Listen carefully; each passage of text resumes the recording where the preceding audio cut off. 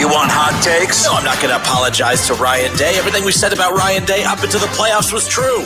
Not bad. Come on, Kenner. You can do better than that. To be fair, of all the elite quarterbacks in the NFL, Joe Burrow is the least accomplished. Getting better. 1,000,000%. I 1,000,000% believe that the Dayton Flyers are afraid of the Wright State Raiders. That's why they come up with every excuse in the book not to play them. There it is. The hottest take of them all. It's the Justin Kenner Show, presented by Frickers, live on 1410 ESPN Radio.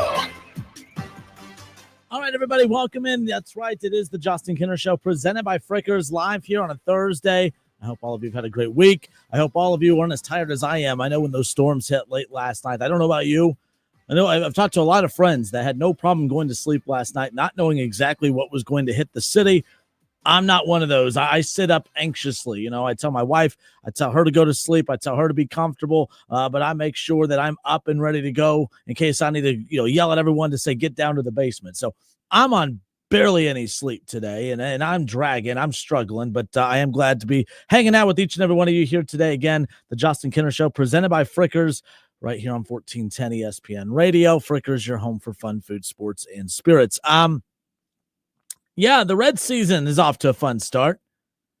And the thing I'm trying to figure out about the Cincinnati Reds, the thing I'm trying to figure out about your Reds is they're 2-4.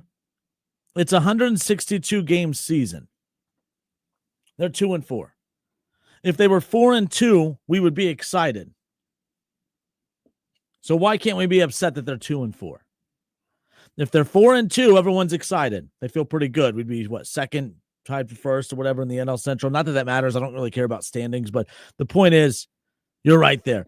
If you could be excited about a 4-2 start, if Dodgers fans are excited about 7-8-0, why can't we be upset about an 0 or about a 2-4 start? Why can't we be upset that this team has been shut out in back-to-back games? How come we're not allowed to be upset that this team got shut out and lost back-to-back games 1-0 when your starting pitching has been phenomenal 6 games in? Off the bench earlier today, it was interesting. We kept putting out the poll about, are we being too negative about this Reds team? Are we overreacting?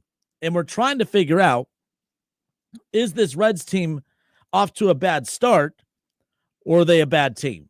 That's the question I legitimately have when it comes to the Cincinnati Reds. Are they off to a bad start or are they a bad team? And that's what and obviously you could say C, all the above, but one takes care of the other. If you're a bad team, it justifies and explains the bad start, so it is what it is. But we have all these unwritten rules, all these rules that don't make so if you're playing well 6 games in, you're allowed to be excited. But if you're playing poorly 6 games in, oh, stop, you're being negative, you're overreacting. It's a 162-game season. They've only played 2 games in the month of April. We still have all of April, May, June, July, August, and September. That's the problem. That's the point. That's the problem. I'm sitting here and trying to figure out, why is it? How do I criticize this team without overwhelming listeners with negativity? When I don't look at it as negativity, I look at it as reality. I'm not sure if this is a bad baseball team. This is a baseball team that has arguably one of the best rotations in baseball, and I'm not just saying that based off of 6 games. The 6 games is justifying my take on the rotation coming in. I felt very good about the Reds' rotation coming into the season. When you have a Cy Young caliber pitcher and Hunter Green as your ace, Nick Lodolo, Nick Martinez, Brady Singer, and then you saw, obviously, what Carson Spires did in his first outing of the season. Carson Spires was fantastic. The problem is we're not able to focus on the Carson Spires outing. We're not able to we weren't even really thoroughly able to enjoy obviously, Nick Martinez looked great, but the Brady Singer, we haven't been able to enjoy any of these outings because this is a team 6 games in that has lost 4 of their first 6. And I'm scratching my head trying to figure out, how in the hell do you waste an outing from Brady Singer the way that the Reds did, or from Carson Spires the way that the Reds did? And how do you waste already 2 gems pitched by Hunter Green? Hunter Green looked absolutely lights out on opening day, and he was phenomenal yesterday, and the Reds have nothing to show for it. The Reds outscored the Rangers 14-5 in the series 14-5, they outscored the Rangers. They lost the series. All 14 runs coming in game 1, and then you get shut out in back-to-back games in games 2 and 3. Yeah, I'm a little upset. Yeah, I'm a little pissed off. I'm here to tell you right now, I know this sounds absolutely wild. If the Reds had lost 6-0 and 7-0 in back-to-back games, I'm not as upset about the back-to-back losses. I'm not as upset about back-to-back losses because if you give up 6 to 7 runs in a game, more times than not, you're going to put up 3 or 4 runs. You're still going to lose that game if you give up 6 to 7 runs in a game. But it is hard to only give up a 1 run or less in a game. And not only did the Reds score 0 runs in back-to-back games, they gave up 2 runs combined in back-to-back games. If the Reds lose 6-0 and 7-0 in back-to-back games, I'm pissed off about the loss. Probably talking about how they have all of these issues. But I think it's more frustrating that they are so dominant with their rotation and it's not good enough. It's not good enough. If you get beat 6 and 7-0 in back-to-back games, you move on. But man, oh man, when you think about they've played 6 games, 50% of the games that they have played are games that should have been theirs. You hold a team to 1 run, you should win that baseball game. They should have won games 2 and 3. They should have swept the Rangers. When you have a big lead, the way that the Reds did on opening day, you should not have held on for dear life. You should have beat the Giants in game 1 of opening day, and you let that one slip through the cracks as well. 3 losses, the Reds, and by the way, even one of their 4 losses was in game 3 against the Giants. Multiple times the Reds offense, the bats came to life late. They cut it to within 1, and then the bullpen gives up 2 or 3 in the next inning and whatever. But 3 of the 6 games have been games that should be the Reds. You have a big lead heading into the final inning. That should be yours. That one's on Terry Francona. I think we all agreed that that's on Terry Francona. You hold a team to 1 run in back-to-back games, and you can't win one of those. That's unfortunate. It really is. It is. So the question I have is, and we'll open up the phone lines, 937-518-1410.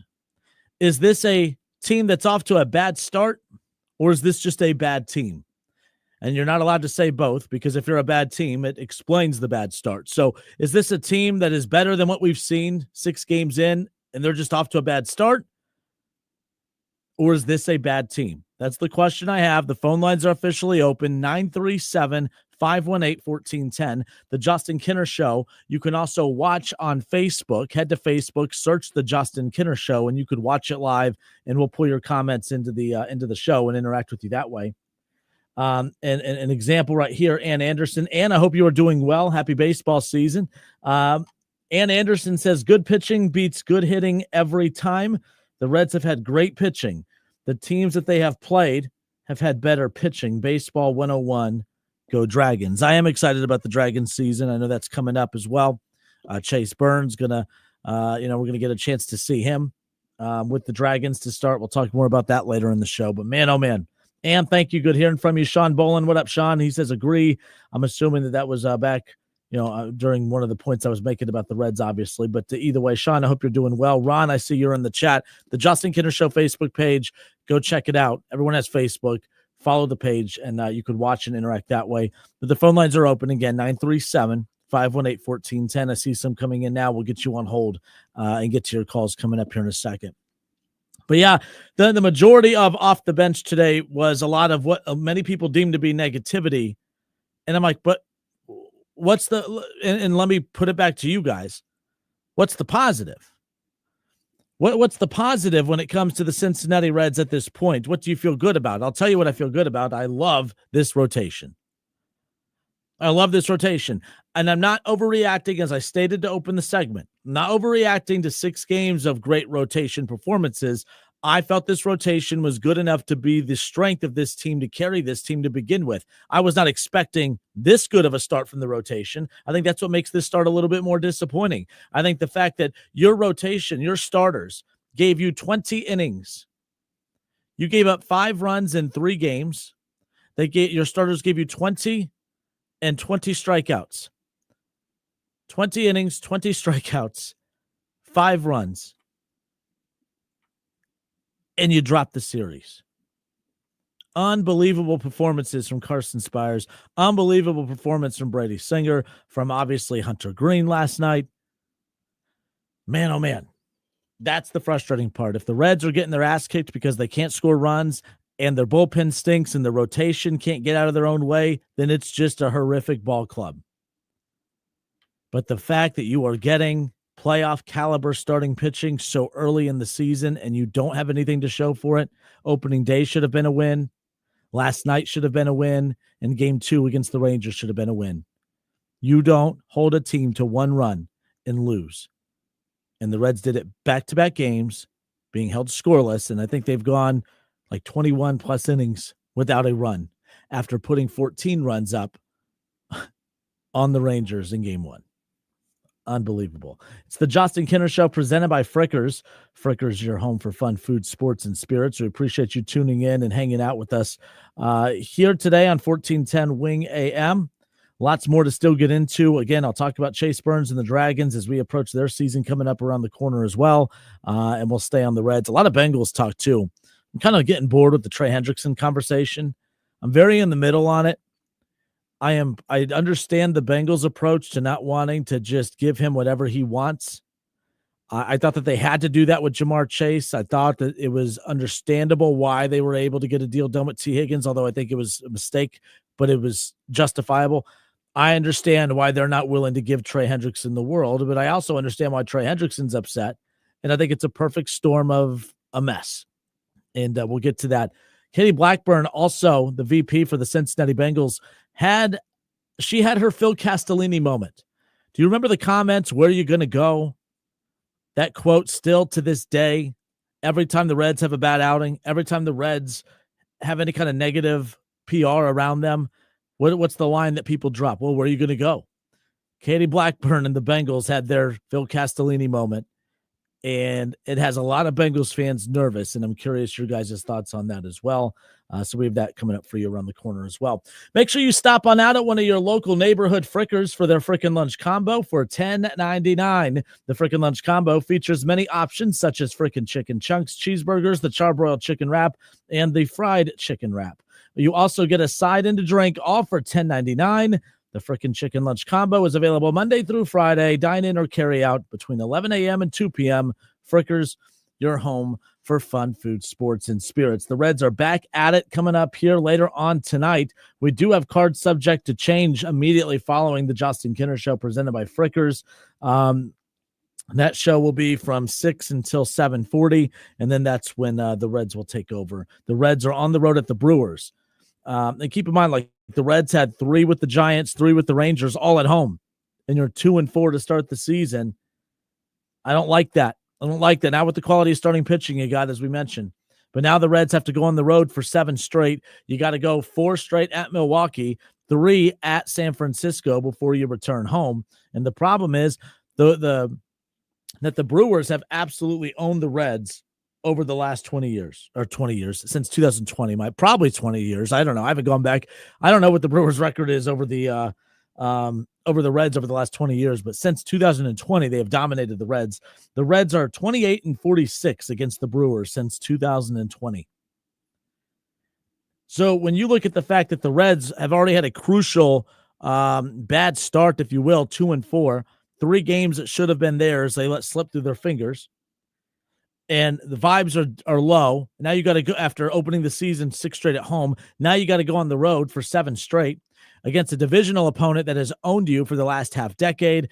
And then you got to play the team that took 2 or 3 from you already on your, at home on the West Coast, where you have always stunk. And that's what you have to do to not turn the season around. That's kind of silly, but that's what the Reds have to do to kind of get the mojo back, if you will. 4 at Milwaukee, 3 at San Francisco before, of course, the Reds return home to Great American Ballpark, where they'll have the Pittsburgh Pirates and the Mariners waiting for them. And those are 2 winnable series right there. But it would be nice to not look at those as your escape valve series. That would be nice to look at those series and say, okay, now we're going to come out of 2 tough road series wins and build on that momentum by beating up on a team that we should be better than, 2 teams in the Mariners and, of course, Pittsburgh. We'll see what happens. 937-518-1410. That's the number to call and jump in on the conversation. Again, the Justin Kinner Show presented by Frickers. The Reds are 2-4. A phenomenal start by the rotation. We've seen some magical games by Ellie De La Cruz and Matt McClain. TJ Friedel's been great. But the Reds all of a sudden over the last 2 games have just disappeared. So the question that I threw out to you, is this a bad start 6 games in, or is this a bad team 6 games in? 937-518-1410. Shaw, thanks for holding. Kick us off. How you doing, man? Good. Happy Thursday. Happy Thursday to you. It's a bad start because this is a bad team. When you don't give the lineup any outfielders, it's missing a third baseman, and I understand the injury side of the whole thing, and I get all that, but we talked during the offseason plenty, and we talked after last season the things that this team needed. I don't feel they filled any of those roles. And we were talking in the offseason, well, what do you think the win total is? That's why I was at 75 wins, and I understood the Tito side of things. And, yeah, it may give you some wins, but I just don't think he's going to be able to overcome the lack of depth on this roster, the lack of quality on this roster. And I blame Krall in the front office for all of it. And that's where I'm at on this whole thing. And again, no, that's why I'm asking. Everyone's going to have a different opinion. Is this a bad team? I don't think it's a bad team. I think it's a bad start. I don't think it's a great team, though, Shaw. I'm not saying it's a World Series team by any means. I still think it's a team that rotation is good enough to put you in position to compete for this division. And I know you're going to bring up, obviously, the lack of depth when it comes to the offensive production. That comes down to lack of depth, as you mentioned, and health.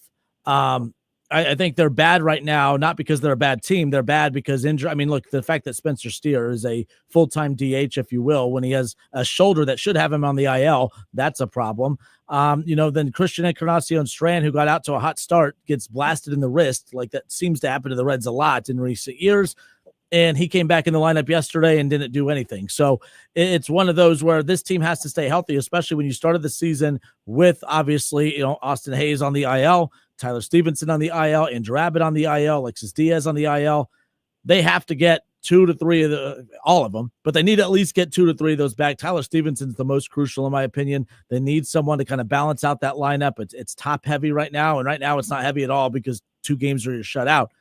I don't think this team's as bad as what you say, but all the deficiencies that you bring up, I will not argue that. That's what's holding this team back. I just don't think they're a bad team, but if we're still talking about these same types of losses as we head into May and June, then I'll be on your side when we get to that point, if we get to that point. I agree with you with Stevenson. When he comes back, that will add a piece to it. But how long is it going to take for him to get help to get acclimated and get going? Like this, by the time he comes back, we're going to need him firing on all cylinders. This isn't going to be a thing of where we start sticking him into the lineup and be like, okay, let's give him 2 weeks. Let's give him 3 weeks before he gets hot and stuff like that. Then that's the problem with this whole thing. I agree with you. The injuries stink, but outside of Stevenson, I'm not too sure what you're really gaining if everything was healthy. The pitching staff, I agree with you. The pitching staff has been lights out. It's the only thing that's holding it together right now, because imagine where those 2 games could have been if the pitching wasn't lights out and it wasn't 1-0 games. So I see what your point is with the injuries, and just like earlier today on off the bench, but on the other hand, what's coming in that's going to be of any quality outside of Stevenson? And that's where my frustration with this front office is. At the end of last season, pretty much anybody you talk to about the Reds, they told you what the problems were with this team. And their answer was to go get an injured outfielder and another guy who played, and third base was another issue, and another second baseman who's never played third base before in his life, and we're going to stick him over there in the corner and hope that works out. Well, Lex in left field is due to the injuries that have happened. That wasn't the plan. There was no plan for him in the outfield. That's because of everything that's kind of transpired at this point.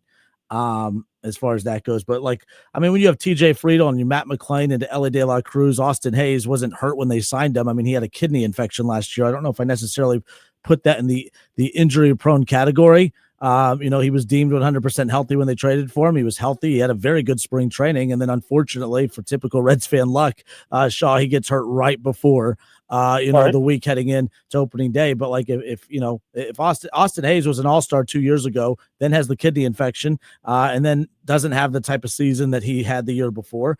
Now he's healthy, had a great spring. I would anticipate the fact that, okay, that's a guy that would be having a much better start, that would be providing more pop, in the outfield. I think he's going to be labeled as not a bust, but as a guy that's underwhelming because it wasn't the name that a lot of Reds fans were wanting. But I don't really care about the name. They just have to have somebody produce because right now no one's doing it. And I will say, while we're sitting here talking about the names that they don't have and the guys that are on the IL, Ellie De La Cruz is fantastic. Matt McClain is fantastic. These guys are all great. But Matt McClain, when you look at Ellie De La Cruz going 1 for 8 in back-to-back games, that ain't going to get it done, and you look at the fact that Matt McClain, he went 0 for 8. Matt McClain didn't have a hit in the last 2 games. So when you get, when you have 16 at-bats from your 2 star players and you only get 1 hit between the 2 of those 16 at-bats, I don't give a damn if you have Austin Hayes. I don't give a damn if you have Tyler Stevenson.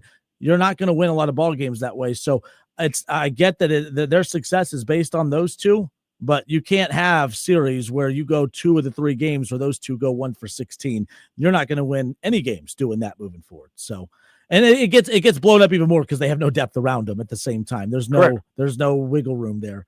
This team has deficiencies. They're flawed. I'm not saying that they're a World Series caliber team, but I think they have enough there. Their margin for error, though, is so dang thin. That's the problem, and that's been exposed already 6 games in. What do you think the ceiling is? I guess that'll go to my answer after that. What do you think the ceiling is? I still think they're on track to be the team. I thought even with some of these injuries at about an 80 to 85 win team. Is that good enough to make the playoffs? It's good enough to put them in playoff contention. I don't know. This division's bad. Look, keep in mind Francona, all the success. People bring up the success he had in Cleveland. They won a lot of games in Cleveland in a very bad AL Central. The AL Central was garbage for the majority of his run with the Indians. Correct. So, and that's not taking anything away from their success, but there was a lot of seasons where if you looked at the Indians / Guardians, they don't make the playoffs if they played in any other division. They didn't even have a record good enough to get them into the playoffs with the wild card. So what's happening here is that, the Cubs, they're getting off to a hot start, but I think the division stinks. So I think the fact that, the division stinking the way that they do, and with that rotation, as long as you're getting McClain and Ellie and guys like that, I still think they could win that 80 to 85 game win marker. They'll be in contention because the division's bad. We'll see what ends up happening. But keep in mind, too, like your starting pitchers gave up 1 run, or your pitching staff as a whole gave up 1 run in back-to-back games. You couldn't produce a run. I don't anticipate them losing many games like that when they hold teams to 2 or less runs moving forward. So we'll see. But if they lose 1-0 tonight, I'm done. Then I'm going to unleash tomorrow. That's for sure. Because that's unheard of. I thought about doing the, betting the final score last night. The Reds losing 1-0 again, but I joked. There's no way. I would have won some serious coin if I would have done that. Right. But what, since 1907, the Reds hadn't been blanked 1-0 in back-to-back home games or something like that I read. It was very ridiculous, especially with Ellie De La Cruz in this lineup. I think we kind of touched on all of it at the same time. I think Ellie and McClain are going to go through stretches where they struggle a little bit because they flat out know that they are the keys and the cog to this offense. They know that without a doubt. I'm going to bring up something about football, and I'll bring it back, and you'll understand it when I bring it in. When we talk about football teams, and we talk about football teams that have lack of depth, and they're banking on not getting injured, we tell everybody that hope is not a strategy. Well, I kind of feel the same things going on with the Reds here. They didn't fill the roster. They didn't bring the roster with any depth. They didn't put any depth around Ellie. They did put no depth around McClain and all this other stuff. And we went into the season hoping, well, if we go into the season and we're not injured, well, it's kind of the same thing here. Hope's not a strategy. And I think there was a lot of hope and wishes and stuff like that. And we're the Hope Foundation now at the Cincinnati Reds. And I think it's coming back to bite them in the rear end. Now the question got brought up, and I do agree with it. Why are they just snake bitten? But why is it every year at the beginning of the year the Reds have 2 to 3 sometimes 4 or 5 injuries to start the season. I don't know. You don't know. Nobody knows, but it just seems to keep happening year in and year out. But I'm still stuck on the same point, though. Even healthy, I'm not sure what these guys are giving us. 1-0? No, I don't think anybody can see that or foresee that or move forward with that. But 2-4, I'm not too shocked by 2-4. I'm not. I'm still on the 75 wins. And if this track keeps continuing through April, I may be even lowering the 75 wins. But I know you got to go. You got other callers on. I'm going to get off here. I've jibber-jabbered enough. Go Blue. Talk to you later. Peace. All right, 937-518-1410. 937-518-1410. That's the number to call. And jump in on the conversation. The Justin Kinner Show presented by Frickers. Frickers, your home for fun, food, sports, and spirits. Who will be cutting down the nets this year? Get in on all of the tournament action at ESPN Bet Sportsbook. Go from tracking the latest upsets to placing bets in just a few taps. All tournament long, new customers can get $100 in bonus bets when you make your first $10 wager. Download the ESPN Bet app. Download ESPN Bet Sportsbook app and sign up using promo code Radio100 to get started today. Just a reminder, you must be 21 and older. Gambling problem? Call 1-800-GAMBLER. Terms and conditions apply. See app for details. So, obviously, the tournament has started. The Final Four is set. National champion will be crowned on Monday night. You still got plenty of time, though. If you have not downloaded the ESPN Bet app, make sure you do that. And again, your first $10 wager, you get $100 in bonus bets that you can use on, obviously, the national championship game, baseball, NBA, what have you. Take advantage of that that one-time offer for new ESPN Bet customers. There you go. All right, we'll pick up with this Reds conversation when we come back. Are the Reds bad, or is this just a bad start to the season? Back-to-back losses, back-to-back shutout losses, losing 1-0. Unbelievable. Phenomenal performances from their rotation all season long up to this point, 6 games in. Not a lot to show for it. 2-4. Unreal. All right, we do got more Reds baseball coming up later on tonight. 7:40 the first pitch. You will have cards subject to change with Benjamin Chimera, Big Kev, and Adam Campbell. That'll be right up until 7:40, where then it'll be first pitch. So keep that in mind. We have a lot of live programming the rest of the night, as well as Reds baseball. I'm glad baseball's back. I just hope the Reds don't kill that vibe for me when it's all said and done. We'll be right back. We got some Bengals stuff to dive into around the corner as well. More of the Justin Kinner Show presented by Frickers when we return.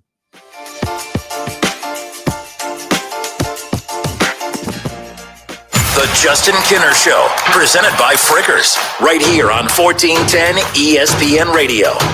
ESPN 1410 Wing AM.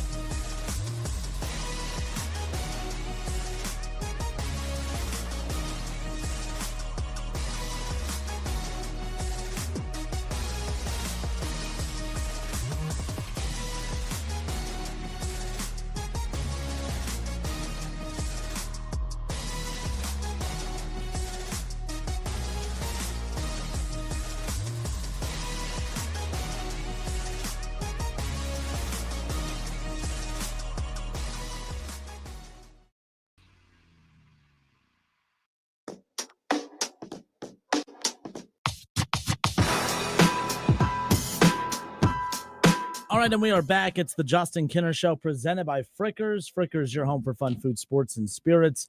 Tax time. The deadline's coming up here before you know it. And like usual, I've waited to the last moment possible. But Michael Maxwell, Arrowhead Tax Service, getting it all taken care of for me as usual. So if you're like me and you waited to the last moment and you're trying to think of someone that could get your taxes taken care of for you as the deadline approaches, don't worry. I know just the guy, Michael Maxwell, Arrowhead Tax Service. Tax season is here, and I'm sure you're thinking about who is going to do my taxes. Try my friends at Arrowhead Tax Service in New Carlisle. Call Michael Maxwell today, 937-543-5770.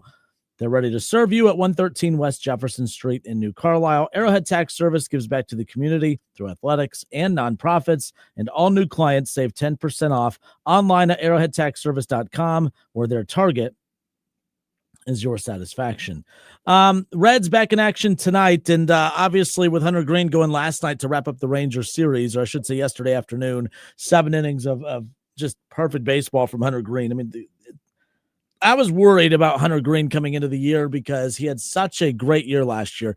He had a solid start to 24 and then started ramping it up. And then was at his peak, and then he had that injury, and then he came back for a couple weeks to to close out the regular season. And I thought, did he start pitching really, really well because the season was, it was a lost cause, and you're just kind of pitching just to pitch. There's no pressure. And I was worried that if he got off to a tough start this season, would that have eliminated all the progress and momentum that he established? The guy's unbelievable.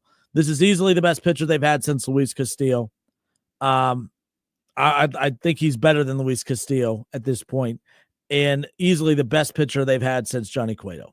I'm all in on Hunter Green at this point. And maybe you could say I'm overreacting to 2 games in 25, but it's added to everything he did in 24. We saw glimpses of it in 23. Glimpses of it in 23. We saw the breakout season in 24, and he's picked up right where he left off. Just another gem last night. It just wasn't enough. The Reds have lost back-to-back games, being shut out in back-to-back games, losing 1-0 in back-to-back games. As I joked to open up the show, I'd much rather the Reds be getting their ass kicked. I'd much rather them be losing games 6-0 and 7-0 than losing back-to-back games 1-0. You could say, well, the losses all count the same. That's not true. I think there's way too many box score watchers out there. We got lectured a lot today on Off the Bench by a lot of Reds fans saying that we're being too negative, that we're overreacting because it's only 6 games into the season. And I can acknowledge that it's only 6 games into the season. But those 6 games that they've played, the question I have for you, have you watched them? Have you watched the games? How can you to say that we're being too negative and to say that we're overreacting? How can you watch back-to-back games where you get absolute gems by your rotation and honestly your bullpen? Give up 1 run in back-to-back games. I mean, that's pretty damn good. 2 runs in 18 innings, and you're 0-2 because you couldn't score more than 2 runs, more than 1 run in any of those games. You could sit there and say, okay, there's 162 games. You're only 6 games in. You're overreacting. You can say that. How about you watch the games? Because if you watch it, you realize that, okay, we're only 6 games in. But what that says to me is, holy crap. All right, we have 156 more to go. And if I have to watch 156 more games of what we've seen the last 2, technically the last 6, but especially the last 2, this could rival how bad it got with the White Sox last year. And this team has way too much talent for that to be the case. When you look at the fact that this is a team that has a lot of guys on the IL to start the season, on top of the fact that the bullpen has been very good, on top of the fact that the rotation has been lights out, they're not that far off. You're not going to have many games where you give up only 1 run and lose those. That's what makes it so rare that the Reds not just did it once, but twice and in back-to-back days. If the Reds were getting, if the rotation was giving up a ton of runs and the bullpen was sketchy like it was the first couple of games, and they couldn't produce runs, I would be very, very concerned. This is a team that 6 games in, very, very early, but it's the only 6 games we could base it off of. There's no other team that has been as dominant as the Reds rotation has 6 games in. So I'll take that. The bullpen has been very, very good over the last 3 or 4 games. I'll take that. We've seen spurts of very good hitting from this team. I mean, even with the back-to-back shutouts, they're still I think I just looked it up, like 13th or 14th, whatever that means, and hitting in right now for baseball. So it's not like this team is just atrocious. It's just a very bad back-to-back game stretch. But we knew that this team had to be perfect. The margin for error is so slim. You have to get production from Elly De La Cruz and Matt McClain and TJ Friedel at the top. But the fact that Elly De La Cruz went 1 for 8 in the final 2 games against the Rangers and Matt McClain went 0 for 8, you can't have one hit between the two and 16 at-bats in back-to-back games and expect to win those. So we could sit here and talk about, they don't have Austin Hayes. They don't have Tyler Stevenson. Andrew Abbott's and Alexis Diaz on the IL. Spencer Steer's in the lineup, but he should be on the IL. All of those things mean absolutely nothing if they're all back and healthy and you're getting a 1 for 16 performance from those two. So that's my takeaway. Brian Hetzel. So the question was, is this team bad or is it a bad start? Brian Hetzel says it's a bad start, but it's frustrating that the front office knew about Steer's injury, should have gotten another outfielder and some bullpen help. Yes, and yes. But here's the deal. I think the only thing I'll push back on is getting more bullpen help. I love the Taylor Rogers addition that they made in the final week or two before spring training started. That was a big get. Okay. I think the bullpen issues that we're seeing 6 games in is just Terry Francona trying to learn he's trying to learn his pitching staff. I think if Terry Francona, I know he said he wouldn't, but I have a hard time believing that he would go back to Jabot. If you can go back to opening day, I don't think Jabot's going out there to close out that game. I think he's learning these groups of guys as well. And I think that the bullpen will naturally get better just based on the usage. And the bullpen's going to be great as long as the rotation remains what they are, because if you're getting 6-7 innings out of your rotation every night, you're not eating up a lot of innings with your bullpen. That's going to prolong those arms, and that's just going to have a big trickle-down effect as far as the pitching is concerned. So, Brian, I agree with you. I mean, I understand what you're saying, I guess. Like, you could never have too many arms. So if the Reds would have added more bullpen help, I'm all for that. Don't get me wrong. But I actually think this bullpen's pretty good. And Andrew Abbott's making already some rehab starts, and he should be back for the Reds' next homestand, which comes up in about a week and a half. So if the Reds get, like, imagine if this rotation continues pitching the way that they have, and you get Andrew Abbott back. What do you do with Carson Spires? Do you go and do so many people bring up, we go for a 6-man rotation. Do you do that? I don't know why I said it in a mocking tone. I said it in a mocking tone just because it doesn't happen. And if it does, it's very rare. It gets mentioned from time to time, but why not? If you're because Terry Francona, when he was hired, brought up the importance of prolonging the bullpen, not tiring your bullpen so early in the season, especially. And if you're getting solid outings, 6 to 7 outings from your rotation in 1 through 5, if you can add another great starting pitcher to your rotation in Andrew Abbott, and that's another guy that's eating 6 to 7 innings, that's only going to prolong your bullpen even more and better them in that regards. So that, by the way, getting Andrew Abbott back helps the bullpen as a starting pitcher. Getting Andrew Abbott back could also help the bullpen because you could take Carson Spires and move him to the bullpen, another great arm. You can get, if Carson Spires has another 2 or 3 great outings, and then you get Andrew Abbott back and he looks solid, now you have Nick Martinez who you can make some decisions with. Look, Nick Martinez, him and Nick Lodolo had the weaker of the two. They had the 2 weakest starts of the rotation thus far. I'm very curious to see what Nick Lodolo looks like tonight. But Nick Martinez, he was dominant for 4 innings, and then it kind of got rocked after that, right? He's still a bullpen pitcher at heart, being paid like a starter. But that's his versatility, and that's right there. I love that. The fact that you can use him in the bullpen or as a starter and get maximum production either way. So Andrew Abbott coming back is a big deal because you have Rhett Lauder starting out in AAA and looking and going to be fine there, right? So you have Rhett Lauder, a piece you could call up at any time. Carson Spires has proven to be very effective. He had a great spring training and looked dominant in his first and only start thus far, but my goodness, did he look good. So I think that the pitching is going to carry this team. This offense will not carry it. This offense just can't bury it, and it buried it the last 2 nights. So, no, Brian, I appreciate the take. I'm with you, though, about Spencer Steer. If you're just joining us, it's the Justin Kinner Show presented by Frickers, but we're live on the Justin Kinner Show Facebook page. Brian Hetzel had messaged into the show saying he doesn't think it's a bad team. He thinks it's more of a bad start, but it is frustrating that the front office knew about Spencer Steer's injury, should have gotten another outfielder and some bullpen help. So I weighed in on the bullpen side of that. The Spencer Steer thing, let me ask you guys, have you guys come across anything? I haven't. Have you guys come across any article or any update as far as like not what the injury is, but what is needed for it to heal? This is an injury that goes back to the tail end of last year. That's my concern. How do you have an injury that goes back to last season, impacted spring training and the start to this season, but they seem to not have a plan? Like, how does it get better? And if it does get better, how does playing every single day allow it to get better? Does he need surgery? If he needed surgery, why did he not get surgery in the offseason? If he needs surgery and you were dumb enough to allow him to play up until this point, why not force the surgery now? If he doesn't need surgery, how is it supposed to get better if you're playing him every day? I don't get it. These phantom, no, they're not phantom injuries. They're legit injuries. I just don't understand how they're being treated and handled. And I know there's this weird little like unwritten rule when it comes to Reds media.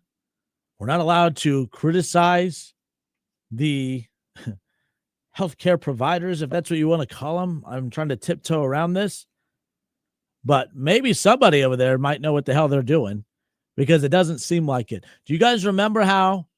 Yeah, I think I just broke that rule. Oh, well. Do you guys remember last year when, and we've all got a blister on our hand, right? Have you ever got a blister on your finger?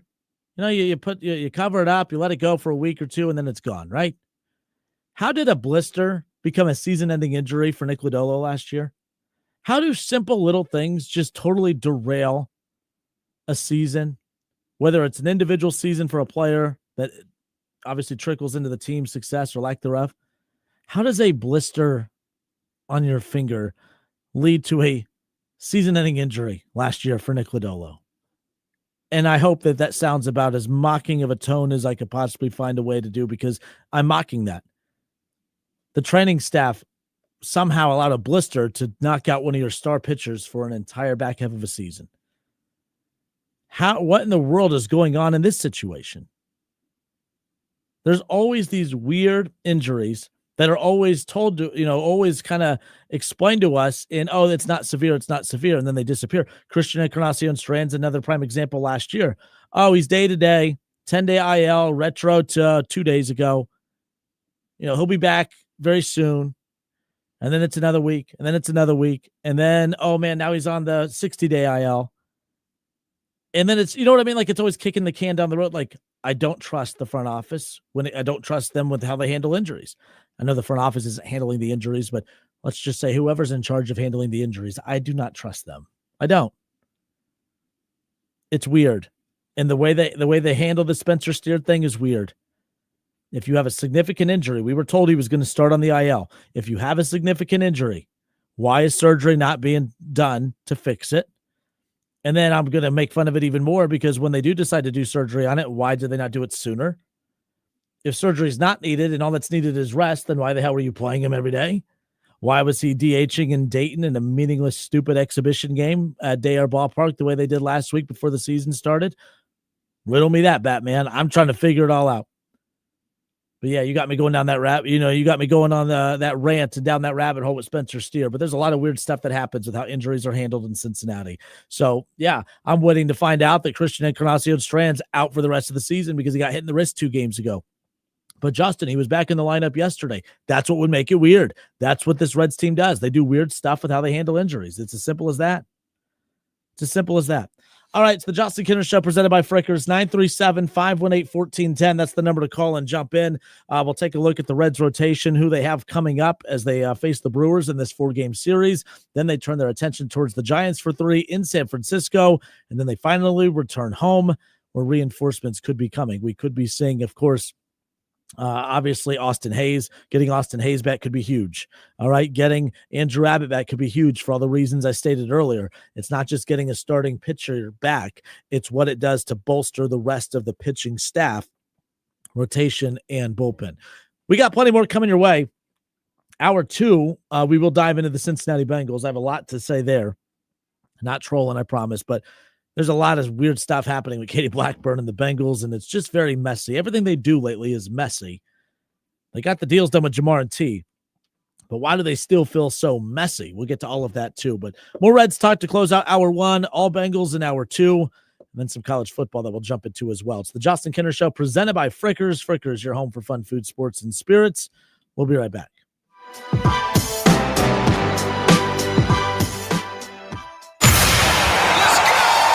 The Justin Kinner Show, presented by Frickers, right here on 1410 ESPN Radio.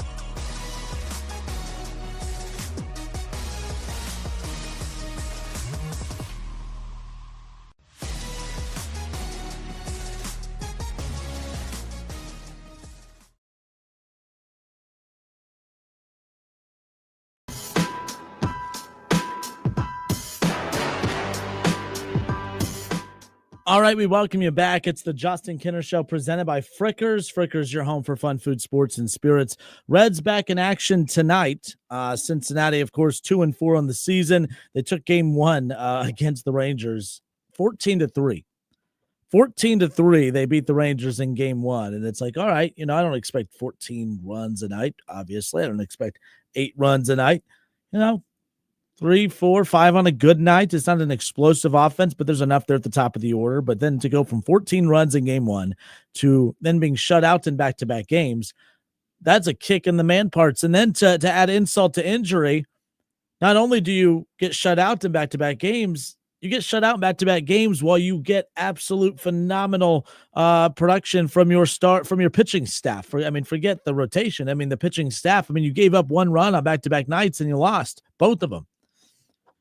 But the Reds are 2-4. They're back at it tonight. 7:40 the first pitch. They'll be on the road in Milwaukee. Game one. Nick Lodolo going to take the mound. Nick Lodolo tonight. Nick Martinez tomorrow. And then you'll see, of course, Brady Singer on Saturday. And then Carson Spires will close out the series at Milwaukee coming up on Sunday. I'm here to tell you, the pitcher I'm the most excited to see in this second half through. We saw Hunter Green yesterday, lights out. The pitcher I'm most excited to see the second time through is Carson Spires, because I think Spires, if he pitches at this level, he provides so much creativity for how the Reds can utilize this pitching staff, whether it be rotation and bullpen. And I highlighted a lot of it in that last segment. But you're getting Andrew Abbott back coming up here. Let's see, they wrap up this. So, yeah, basically a week from today. The Reds are off a week from today, but their next homestand starts on April 11th, okay? And if Carson Spires pitches another gem on Sunday, the Reds have a decision to make, because if Lodolo looks great and Martinez obviously is expected to be great, obviously, and you see another gem from Brady Singer, you're not taking anyone out of this rotation. Carson Spires would be the odd man out, but if he has back-to-back outings like what we've watched already, I don't know how you take anyone out of that rotation when you get Andrew Abbott back. And Andrew Abbott's too good of a pitcher just to send to Louisville. So I think you're going to have options. Do you move Carson Spires to the bullpen? Or do you go to a 6-man rotation and you continue having a rotation that is eating innings, and not in a bad way? They're doing what, I don't know, starting pitchers did for, generations and generations, pitch deep into a ball game. My gosh, who would have thought that? Who would have thunk it? But if you could continue getting your rotation to pitch 6-7 innings into the game, and I don't want to get too carried away. Let's at least meet halfway. If you can get your starters into the 6th inning, pitching at an efficient rate at about 15 to 20 pitches an inning, I think that's more than doable for the Reds. You get Andrew Abbott back a week from today to start the next homestand, and Carson Spires looks great this coming up Sunday to wrap up the Brewers series. I tell you what, I think there's just a lot of options. You add the 6-man rotation, another guy to go deep into ball games, so you're not handing it off to the bullpen in innings 4 and 5, and then the bullpen's responsible for 5, 6, 7, 8, and 9. Like Terry Francona talked about it when at the introductory press conference, he was adamant that you cannot run your bullpen into the ground. That's why I love the Taylor Rogers edition in the offseason. The bullpen doesn't have one sexy name in it. Alexis Diaz was that guy 2 years ago, and then last year he did close down a lot of games for the Reds. But my goodness, it's like every time he'd get a save, he would still load the bases, or he'd put runners in scoring position before he'd finally get that third out. And was like, man, you're making this way harder than it has to be. You're stressing me out. But he'd get it done. But they don't have like a sexy name in that bullpen. And I think that if you didn't want to go the 6-man rotation route, now you have Carson Spires, or you go to Nick Martinez if you needed to. Either way, the Reds have options. I think this is the deepest pitching staff the Reds have had in over a decade. I loved the pitching staff they had in 20. I loved that they had Luis Castillo and Sonny Gray and Trevor Bauer. You also had Tyler Mahle in there as well. And I don't know why I'm drawing a blank on who was that 5th pitcher. Like, did the Reds, was it just a revolving door? I feel like I'm missing an obvious name, so my apologies. But for those in the chat, who was that in 20? Who was the 5th pitcher in that rotation? I don't know why I'm struggling, but I knew Tyler Mahle was in there. But yeah, like I loved it. That rotation was top heavy. All right. You obviously had Luis Castillo and you had Sonny Gray and Trevor Bauer. Tyler Malley was there as well. But my goodness, like that was a more star-studded rotation. But I'll take this rotation over that any day. So it is what it is. David Shaw says you can't go 6-man. Hunter would not be happy about that. That would cost him starts. I mean, yes and no. I'm not a big believer. I mean, would he be happy about it? I mean, I don't know. You want to win games, Hunter Green, right? Like I think it's got to be what's best for the team as a whole. And if there's a little pushback there by Hunter Green, I get it. But at the same time, they got to do what's best to help prolong this. If their strength is pitching, and it is, they got to prolong that. Because what you don't want to have happen is you finally get to the point to where the offense gets healthy. Now you're producing runs, and now your bullpen and your arms start to fade. So I think it's crucial that they find a way to keep that going. I did see a comment. Where'd it go? So where did it go? There it is. Oh, I think it was from Ron. Where did Ronnie go? Ron, I think it was you that brought up Jonathan India. Oh, look at that. The time. It got away from me. Let's talk about Jonathan India. I think it was Ron Howard. I believe it was. That said, you know what? I bet you the Reds wish they had Jonathan India's bat in that lineup right about now. Did the Reds make a mistake moving on from Jonathan India? When you look at the fact that they got Brady Singer in return, and I saw Shaw just put in the chat that Brady Singer is the second best pitcher in this rotation, I'm not saying you're wrong. We discussed this on Off the Bench the other day, and I was kind of leaning in that direction as well. But we'll discuss that too. Why not? We got more Reds, plenty more. I love Red season. I'm so glad the Red season is here. I just wish it wasn't their dysfunction driving the show. But I've been doing this for 10 years, and that dysfunction of the Cincinnati Reds organization has been driving this show and all local shows here for quite some time. So the reality is, drama sells, and at least the Reds provide that. So anyways, with that being said, Jonathan India, you look at what he's doing in Kansas City. All right. The last you heard of Jonathan India was when he got cracked in the helmet, right? Well, he's played in pretty much every game, and he's actually been lights out. He's been fantastic for the Royals in the early portions of the season. Did the Reds make a mistake moving on from Jonathan India? Was getting the production of Brady Singer worth it? We'll talk about that when we come back. It's the Justin Kinner Show presented by Frickers. Frickers, your home for fun, food, sports, and spirits. Hour number 2 coming up next.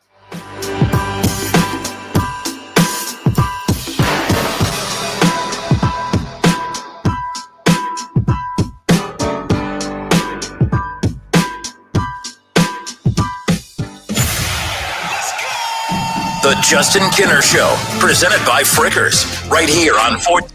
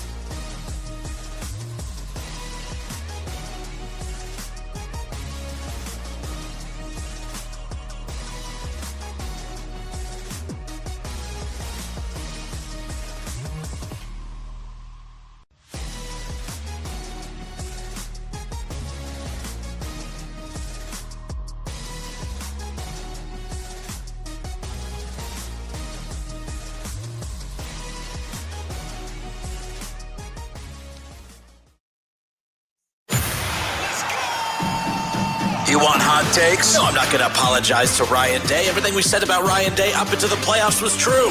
Not bad. Come on, Kenner. You can do better than that. To be fair, of all the elite quarterbacks in the NFL, Joe Burrow is the least accomplished. Getting better. 1,000,000%. I 1,000,000% believe that the Dayton Flyers are afraid of the Wright State Raiders. That's why they come up with every excuse in the book not to play them. There it is. The hottest take of them all. It's the Justin Kinner Show, presented by Frickers, live on 1410 ESPN Radio. All right, we welcome you back. Hour number 2. It is the Justin Kinner Show, presented by Frickers. Frickers, your home for fun, food, sports, and spirits. We're an hour into the show, and it's been all Reds talk, and I don't have a problem with that. The Reds need to get their together.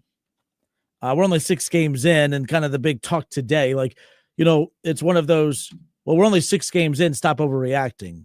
Why is it only overreacting when you're down on your team? But, for instance, there's a few teams who are off to very, very good starts. You look at the Dodgers, you look at the Padres, they're off to a very, very good start. Are you telling them to, all right, stop overreacting to your? No, they're enjoying their hot start to the season. I wanted to enjoy a hot start to the season as well. We talked about the importance of the Reds getting out to a hot start. Okay. And I'm in the middle on this because I did get onto Reds fans after 3 games. It was 1 series in, and people were laying into Terry Francona.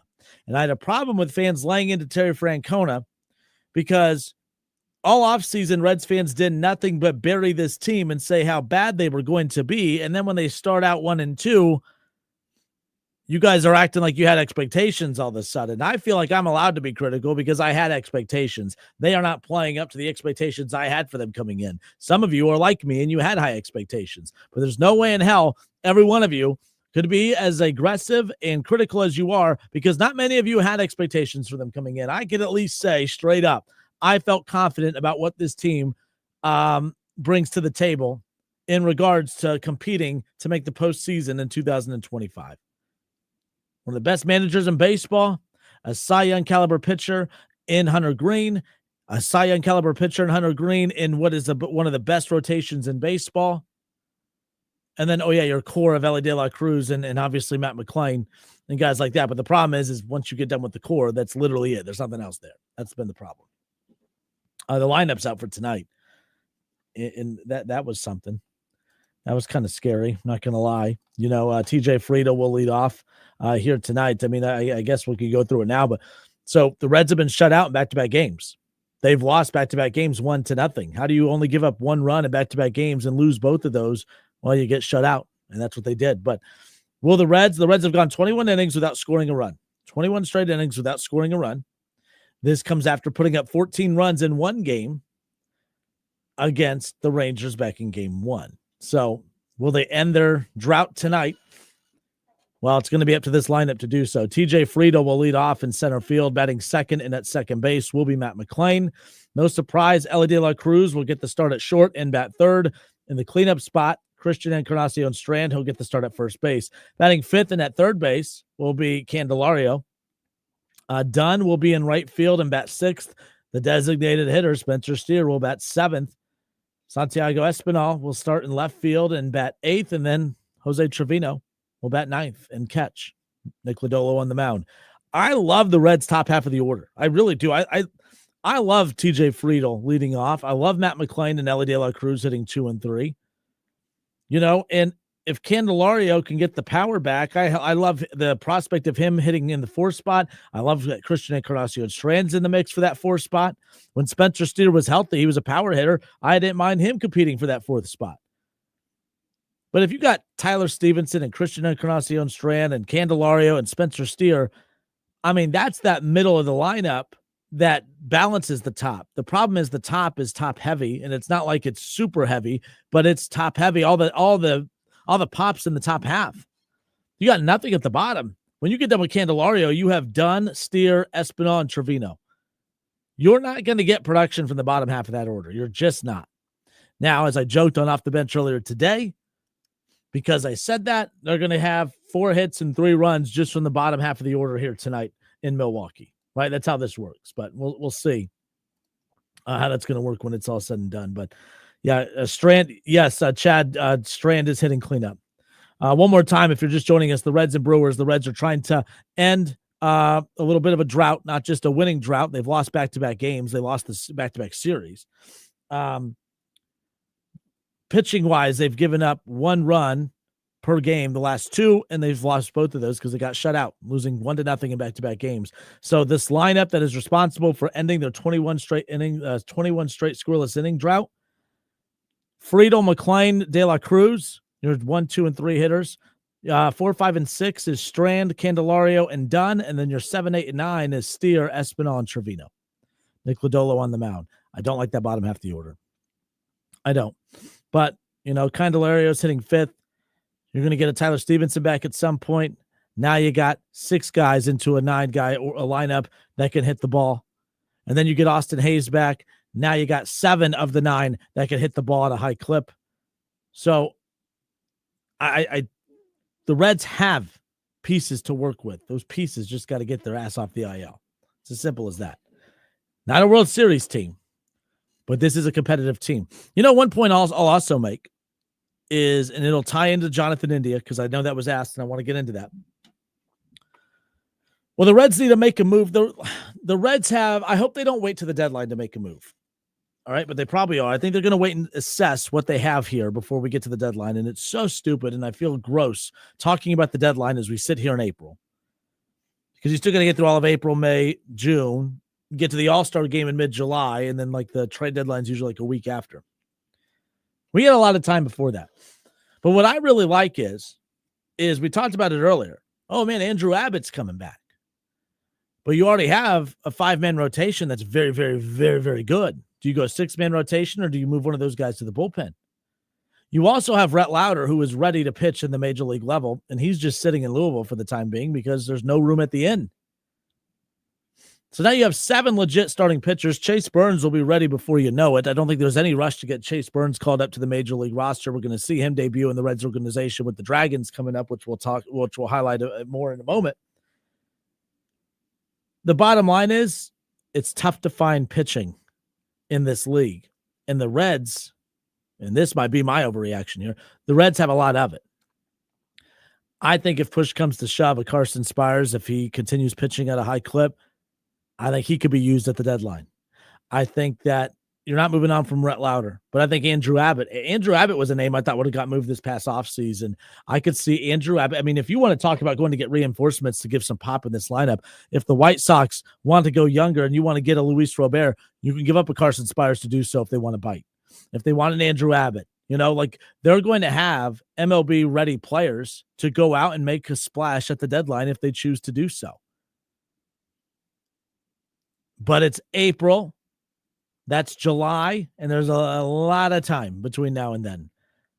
And the Reds have to navigate through a lot of choppy waters before we get to that point. But the Reds have options, whether it's at the deadline, whether it's at next offseason. I don't want to talk about next offseason, but the Reds have depth at one very key position group, and that is pitching. That is something that has plagued this organization for over a decade. It was the strength of that unit back in the 2010s when they went on those consecutive playoff runs, or I shouldn't say runs, but appearances with Dusty Baker. It was the pitching, and it was the pitching mixed with the talent that they developed that came through their system. The Jay Bruces, the Todd Fraziers, the Phillips, the Vottos, etc. So that's really what it's going to come down to. And this is the very similar mold to how the Reds built that playoff roster in the 2010s. Star player, Ellie De La Cruz. Star player, Joey Votto. Star second baseman, Brendan Phillips. Star second baseman, Matt McClain. Right? And then you have your starting pitchers in the 2010s. This is a very similar makeup. They're replicating a very similar blueprint to what they did in the 2010s. It didn't lead to playoff wins, but at the very least, oh, by the way, Hall of Fame manager, Dusty Baker, Hall of Fame manager, Terry Francona. There's a lot of crossover to the blueprint of how they've built this roster here in 2025 and moving forward. So I'm intrigued. I hope they learn from their mistakes. They got to keep adding depth. This isn't a final product, though. Even if this team was healthy, it's not a final product. Austin Hayes, it was not a bad get, guys. He wasn't. I think it was Brian earlier that said, they went out and got an injured outfielder in Austin Hayes. Austin Hayes had a kidney infection last year. That's not an injury. It was a little health complication that was resolved, and it was healthy coming into the year. And Austin Hayes had a fantastic spring training. And if he doesn't get hurt right before the first week of the season, he's possibly contributing with the bat in his hand. And now you have TJ Friedel, who I really like in center. And then you have Austin Hayes, who I really like. And if Spencer Steer just wasn't banged up, it's not your ideal left fielder, but he's a solid outfielder and reliable. Just not this season, of course. But there was a mindset for how this team was supposed to look, and it just hasn't panned out that way, at least as of right now. We'll get back to more of that coming up in a bit. So a little bit ago, Chad Kinster, what up, Chad? So Chad says, I'm late getting in today, but have you seen what India is doing in Kansas City? Oh, I love what Jonathan India is doing in Kansas City. Jonathan India is hitting 320 right now.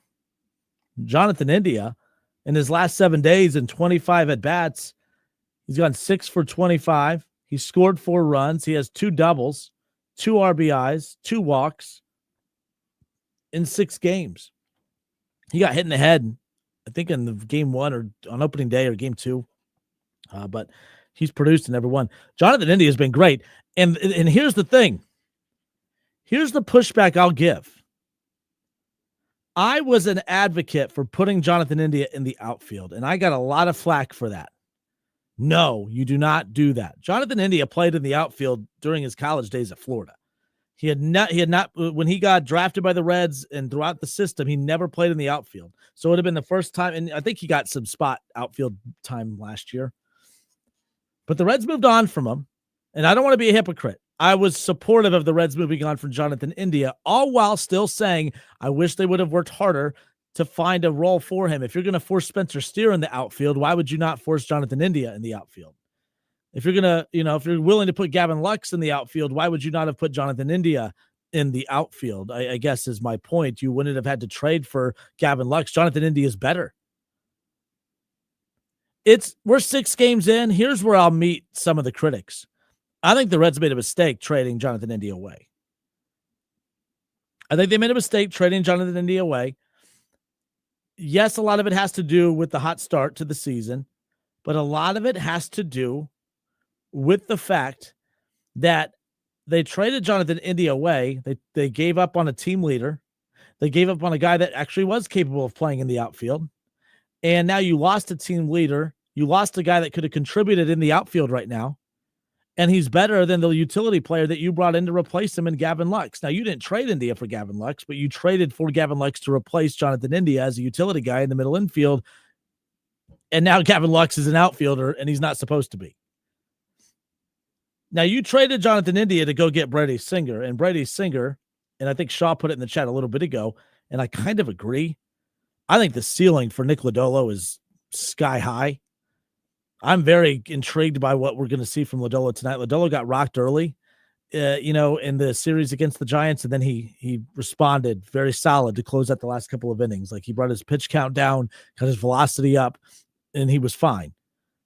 But Brady Singer might be the second best pitcher in this rotation. As stupid as that sounds, as weird as that sounds, I've said it already as well, and I got some pushback.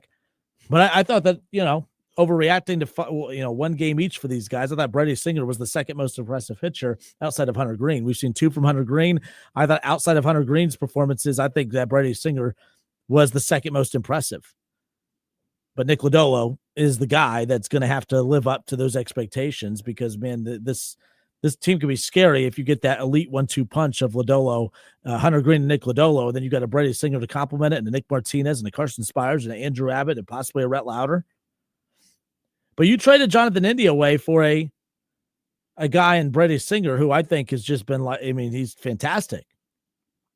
But when you think of the strength of the Reds right now and the weakness of the Reds, was Brady Singer necessary at the expense of a guy that you could have kept in the clubhouse that had the respect and the leadership in the locker in the clubhouse, and a guy that could play in the outfield? He's been great in the outfield for Kansas City. He's hitting over 300. He has 8 hits on the season. He has multiple extra base hits. He has multiple RBIs.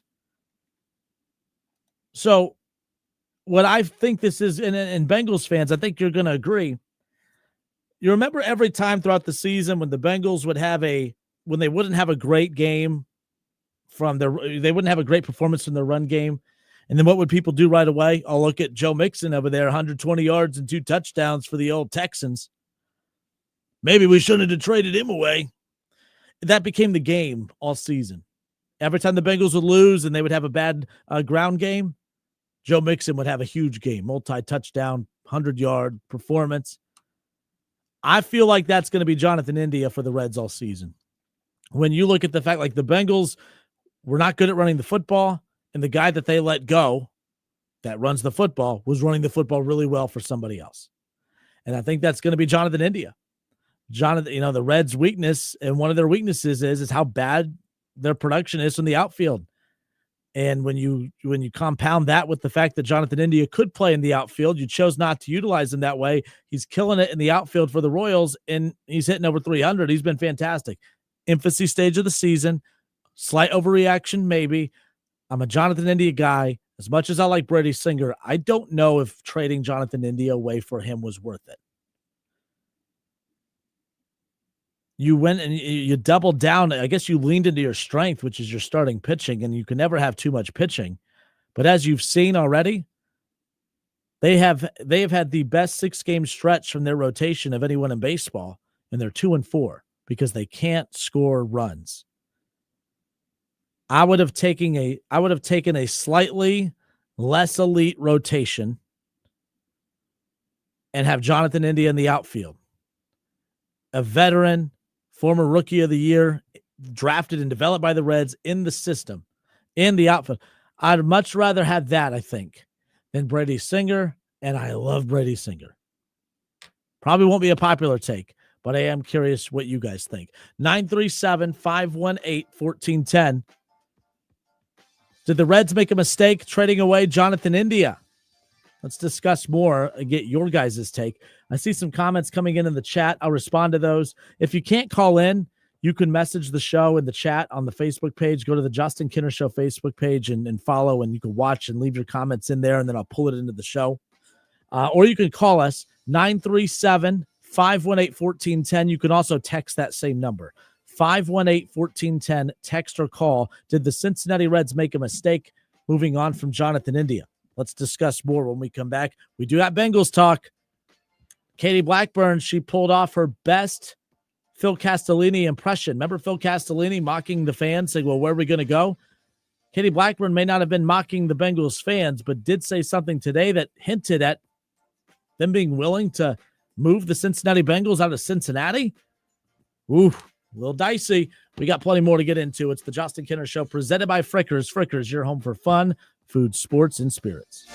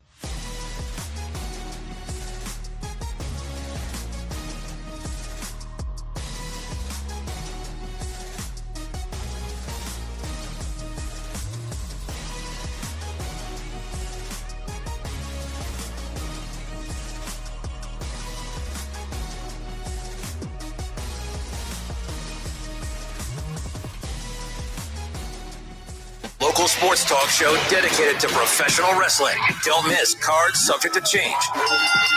Every Thursday night at 6 p.m. right here on 1410 ESPN Radio and on the iHeartRadio app.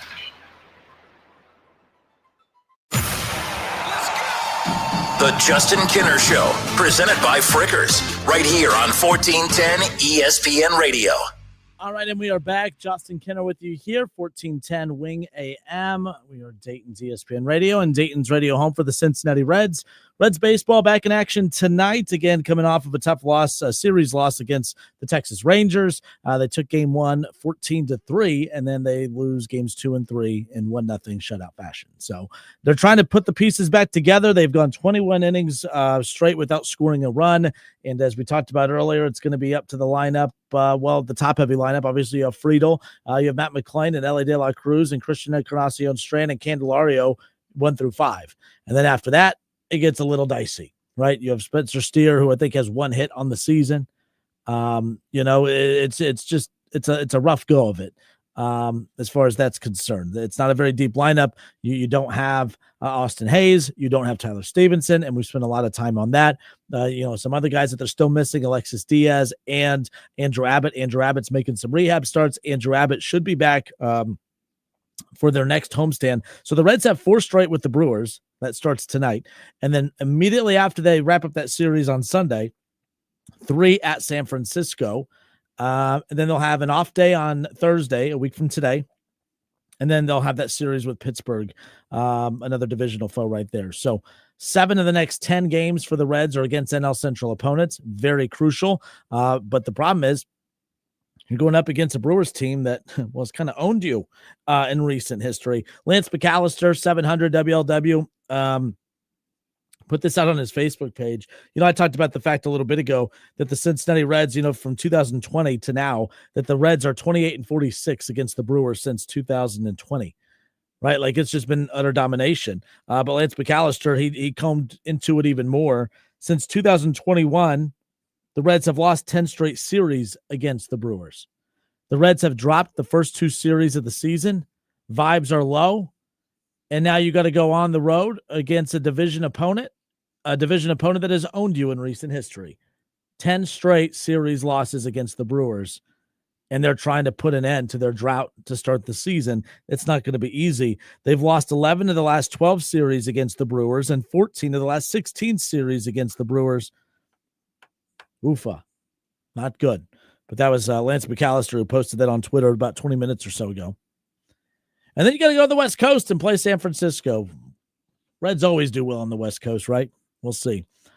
10 of the next 7 against divisional opponents. Jonathan India this season, former Cincinnati Red, former Rookie of the Year.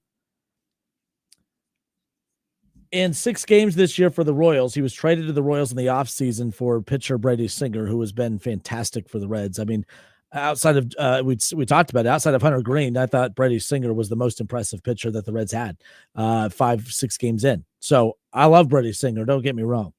I love that they were able to land him, but they had to give up something of substance to get a pitcher like that. And to do that, they had to give up Jonathan India. At the time, didn't think it was the worst move. They were pretty adamant. They did not, he's not an outfielder. He's a second baseman, and the Reds had a lot of depth at middle infield. You're getting Matt McClain back. That your shortstop's Ellie De La Cruz, Noelvi Marte. They're hoping and praying that he's the third baseman of the future, but you also have Jeimer Candelario that could play at third. You went out and got Gavin Lux, who could play second, short, or third, who has a lot of, he's very versatile in the middle infield. There just wasn't a need for Jonathan India. And I was okay with that, so I can't be a hypocrite. I can't go back on my takes because I would be a hypocrite. But I am a little frustrated because the reason I accepted that is because I was told by many Reds fans and media members of the Reds that Jonathan India is not an outfielder. He's not an outfielder.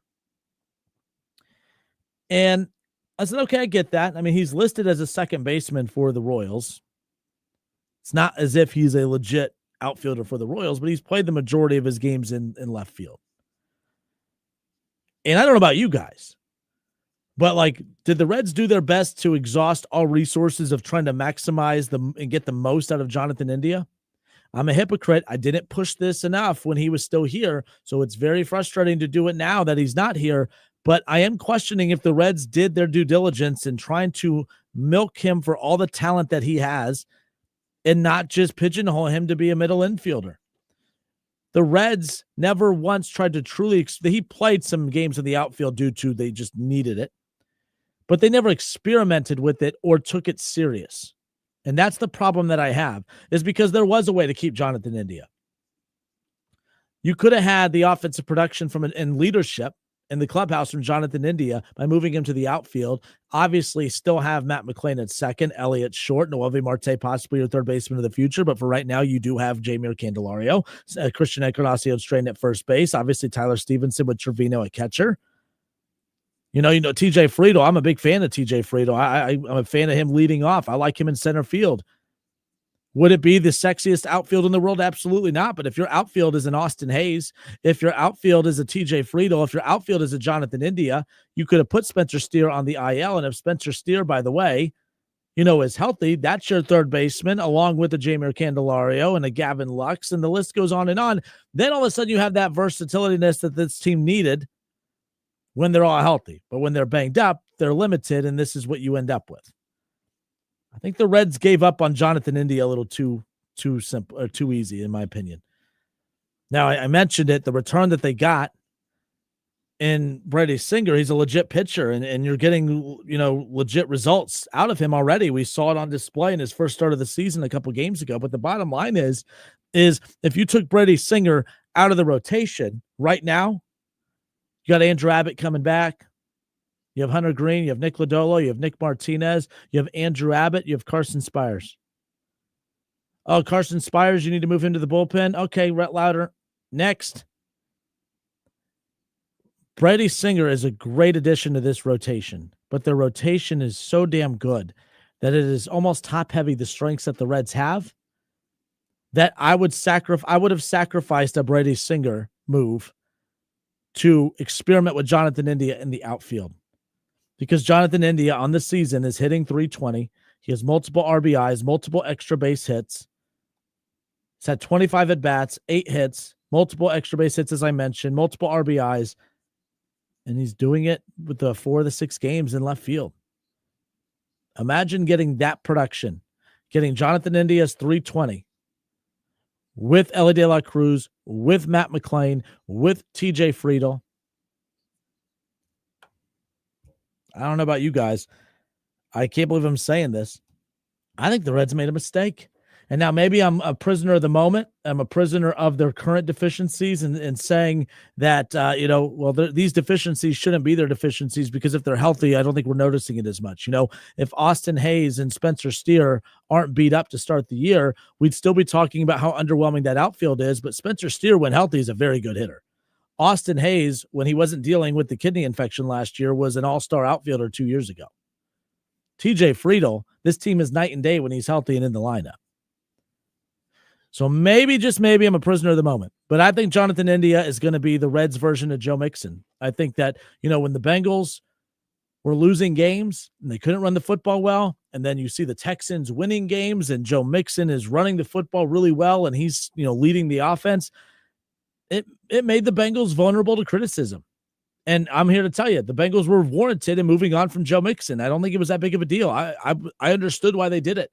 They weren't wrong for moving on from Joe Mixon, but it doesn't mean that they weren't vulnerable to the optics of it. When you can't run the football, you don't have a lot of explosive playmakers outside of T and Jamar. And the one explosive playmaker that you just let go over to the Texans is literally carrying them through some tough patches when their quarterback and offense regressed. You made yourself vulnerable to that. And I think the Reds have made themselves vulnerable to the criticism of moving on from Jonathan India because you could have moved into the outfield. You could have found a way to utilize him and you didn't. And now he is killing it in the outfield for the Royals and your outfield stinks.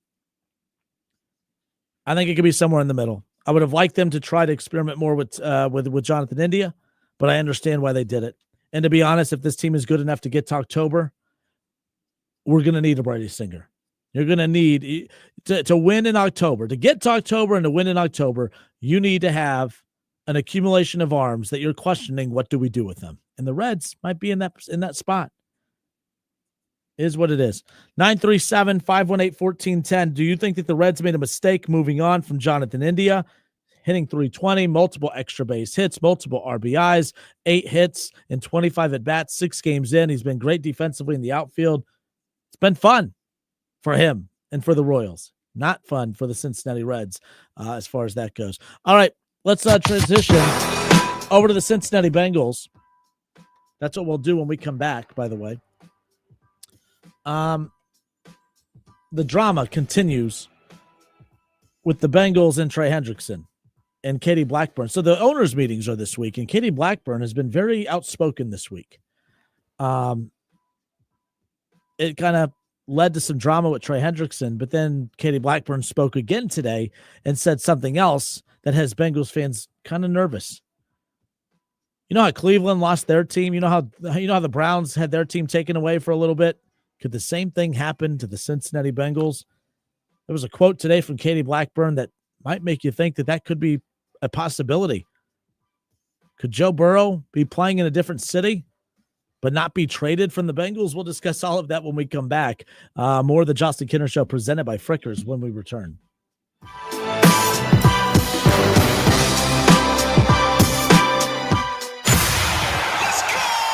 The Justin Kinner Show presented by Frickers.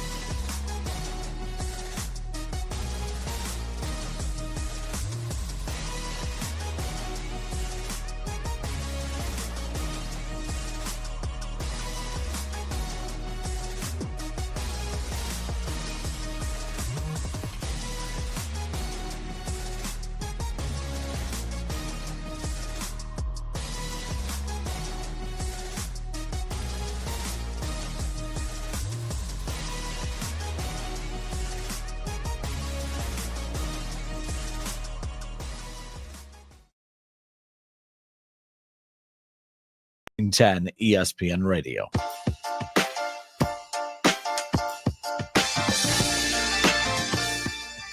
All right, it's 4:50 here in the Miami Valley. We appreciate you tuning in and hanging out with us here today on this Thursday. The Justin Kinner Show, presented by Frickers. Frickers, your home for fun food, sports, and spirits. Stop on out at one of your local neighborhood Frickers for their Frickin' Lunch Combo for $10.99. The Frickin' Lunch Combo features many options such as Frickin' Chicken Chunks, cheeseburgers, the Charbroiled Chicken Wrap, and the Frickin' Chicken Wrap. You can also, you also, with those items, get a side and a drink, all for $10.99. The Frickin' Lunch Combo is available Monday through Friday between 11 a.m. and 2 p.m. Frickers, your home for fun food, sports, and spirits. Reading is not hard, Justin. Slow down. My goodness. I don't know why. I read the same thing every day and always fumble over the words. It's pretty impressive, actually, to be honest with you. Drama in Cincinnati. I'm here to tell you, I love beating up on your Bengals. I get a good kick out of it. But correct me if I'm wrong. This is not like an anti-Bengals take. I actually think it's more pro-Bengals take, but it's kind of a weird divide because it's kind of going against one of your players.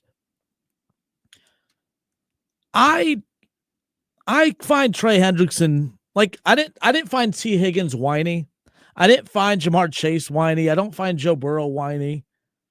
Mike Gesicki has a huge. I thought that was. I mean, he was just so damn grateful to even be thrown into the core of guys that Joe Burrow wanted to keep. So.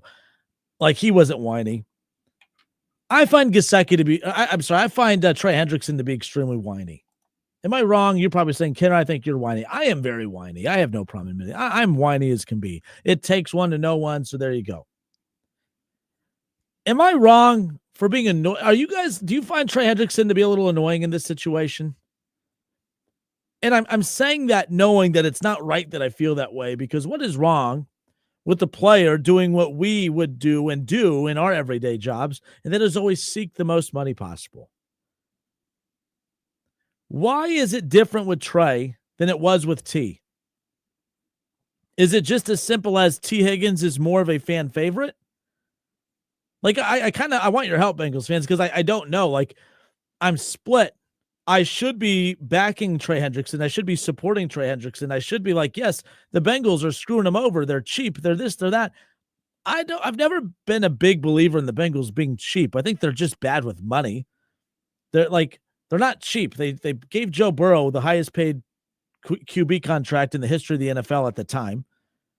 They made Jamar Chase the highest paid wide receiver, non-quarterback in the history of the NFL for the time being.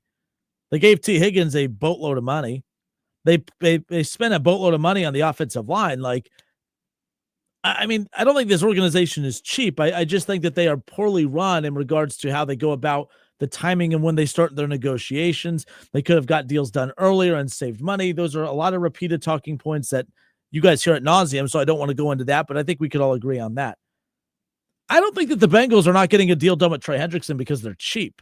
I think they're not getting a deal done with Trey Hendrickson because I think they beyond value. This is the predicament that they're in. They beyond value what he brings to the table for them right now. But I don't think that they value what he brings to the table for them right now long term. And this is the fork in the road. He wants to bring to the table what he brings to the table right now and for the foreseeable future. They don't see it that way. But why is it that when Joe Burrow does the media tour, hits him, and T. Higgins talks to media and Jamar Chase talks to media, I never once got the crybaby, whiny baby vibes. I'm getting whiny baby vibes from Trey Hendrickson. I respect the fact that, Katie Blackburn, in the comments that she made about Trey Hendrickson, I respect the fact that he wasted no time in jumping on the Pat McAfee show to kind of give his side. And I was bummed I couldn't be on the air yesterday to discuss this, with the Reds game being on that preempted the show. But guys, everyone was beating up Katie Blackburn. And I'm here to tell you, I didn't have a problem with what she said. A lot of you are familiar with this story. Some of you aren't. So here you go. Katie Blackburn. So you got the ownership meetings going on right now, or that were going on this week. Katie Blackburn, the, EVP for the Bengals, was there. She was asked about the negotiations that are happening with Trey Hendrickson. And Blackburn says that he being Trey Hendrickson, he should be happy at certain rates that maybe he doesn't think he'd be happy at. I think some of it is on him to be happy at some point. And if he's not, that's what holds it up sometimes. It was a very deflective comment like, hey, we haven't got a deal done, not because of us. We haven't got a deal done because of him. And I think what that is signifying is this, because some people were appalled at that comment.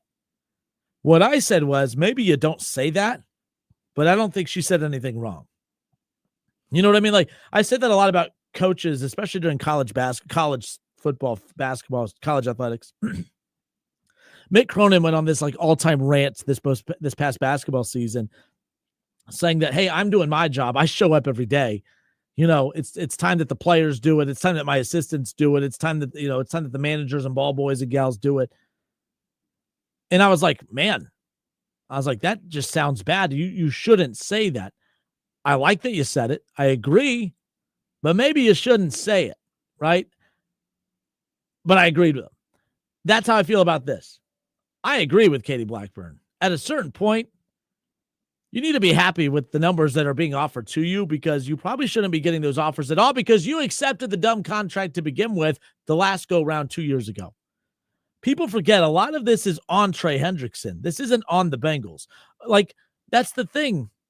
Micah Parsons is about to get a contract to make him the highest paid non-quarterback in the NFL. That is a title that currently belongs to Jamar Chase. So everyone's doing this stupid like, oh, well, the Bengals are disrespecting Trey Hendrickson. They need to pay him what the market is. Yeah, if he was due to be paid, he's not due to be paid. Well, they should still show the respect to him by going and giving him a raise out of nowhere. I would love to find a company, and I'm sure they exist, but they're far and few between. And based on my conversations with friends and coworkers, those companies don't exist very often around here. There's not companies that are just, hey, we really value you. Here's a raise. No, they want you to earn it. They want you not earn it. They want you to work for it. Because a lot of people listening to this show, I'm telling you right now, you have earned a raise at your job, and you deserve a raise at your job. But your company is not looking to go spend money that they don't have to. So if you go knock on their door and put the pressure on them to get the raise, you're most likely going to get the raise, or you're most likely going to be told why you're not going to get the raise. But like, you have to initiate it. Trey Hendrickson is initiating it. The Bengals are telling him why you're not going to get it, and now he's upset about it. That's the boo-hoo. This is why I have always felt athletes could not cut it in the, we could say, how unfortunate it is that jealousy, we would love to be a professional athlete. They would love to be us, because I don't think that they know how to function in the real world. They have been coddled their entire lives. They're rarely told no. And when you finally come across an organization that has the guts to tell you no, like the Cincinnati Bengals, that is something I will praise them. I respect the fact that they're not bowing down to Trey Hendrickson. They're acknowledging the fact that they need him in that locker room. They need him out there on that field defensively, and it will be a major loss if they don't have him out there. There is no free agent pass rushers available that they can go and replace the production of Trey Hendrickson. And as there are pass rushers in this draft coming up, and that's the direction that the Bengals are going to go in the draft. But there is not a pass rusher in this draft that if you draft to replace Trey Hendrickson this season, you're not replacing those 20 sacks with one or even two guys in this draft coming up. So there's a little panic there. He holds a little leverage that, like, they need him out on that field this year. But as the Bengals have proven in years past, and we've had Jay Morrison and many other Bengals beat writers on, my favorite Jay Morrison quote, having him on the program over the years, the Bengals don't blink. They don't blink. The Mike Brown does not blink. Katie Blackburn will not blink. They're not going to cave on this. So we'll see what ends up happening. But yeah, Katie Blackburn getting destroyed for this. And I'm like, I just don't get it. She says, I think some of it is on him to be happy at some point. And if he's not, that's what holds it up sometimes. I think they've explained it to him. As a company, as a team, you have every right. We don't have to agree with it. But a team has every right to have a philosophical outlook on how they want to spend their money. And if they don't want to give a boatload of money to an aging pass rusher that, although is playing very well now, they're looking at, are you going to be playing at this level 2-3 years from now? It's justifiable to pay you $30 million a year now, but will it be 2 years from now? And the Bengals have to be careful. And because you gave $40 million to Jamar Chase, you have $55 million tied into your quarterback. You gave another almost $30 million to T. Higgins. So, and I'm not blaming that, but because you've done that, you have to be very cognizant of the money that you spend elsewhere. You spend a lot of money on Orlando Brown Jr. You spend a lot of money on that O-line over the years. And by the way, that's not a problem. I'm not mocking that. That's just because they've spent so much money in these positions groups, it limits what they could do in others. We'll see. I don't know why Trey Hendrickson is not viewed as the victim as much as T and Jamar were at one point. And you can argue, I think he right now, I think he's a top 3 most important player for the Bengals to be able to accomplish what they want to accomplish in 25. You need Joe Burrow and Jamar Chase. I think Trey Hendrickson's the 3rd most important player on this roster. I find him way more important than T. Higgins, which is why I wasn't a big fan of the T contract. A lot of you guys just chalk it up to, well, Kinner's a Bengals hater, so of course he's going to complain. No, I just think that when you look at the holes and the deficiencies that this team has, I find Trey Hendrickson to be the 3rd most important player on this Bengals roster behind Joe and Jamar. I find him way more valuable and important than T. Higgins. I just do. But I also understand the holdup as why the Bengals don't want to marry him long-term. I'll look at that. Hour number 3. Let's pick up with this. I am curious your guys' thoughts. You can text the show 937-518-1410, or you can call. I'm running this show solo today. So when you call while I'm on the air, I can't take your call. You have to call during the break, and then I will get your information and, small market radio stuff. I hate it, but hey, whatever. It is what it is. Help me help you. I'd love to have you guys on the show. I feel bad. I see the phones constantly going off while I'm on the air. But then you guys stop calling when I'm during a commercial break because you don't want to wait on hold. But unfortunately, for the time being, until we get someone in here, if you guys could call during the commercial break so I can get you guys on hold and get you guys in the order, that'd be great. I'd appreciate it. But I do want you guys on. So 937-518-1410. Are you pro Trey Hendrickson or pro Bengals in this back and forth in this negotiation? Who's wrong here? Are the Bengals wrong for not doing whatever it takes to keep Trey Hendrickson, or is Trey Hendrickson wrong for continuing to be unrealistic in what he's asking for, considering he already accepted a contract extension just a few years ago? We'll discuss more when we come back.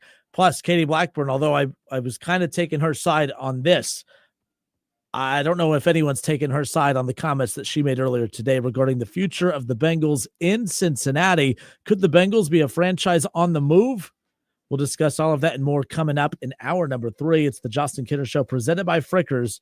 Frickers, your home for fun, food, sports, and spirits. We'll be right back.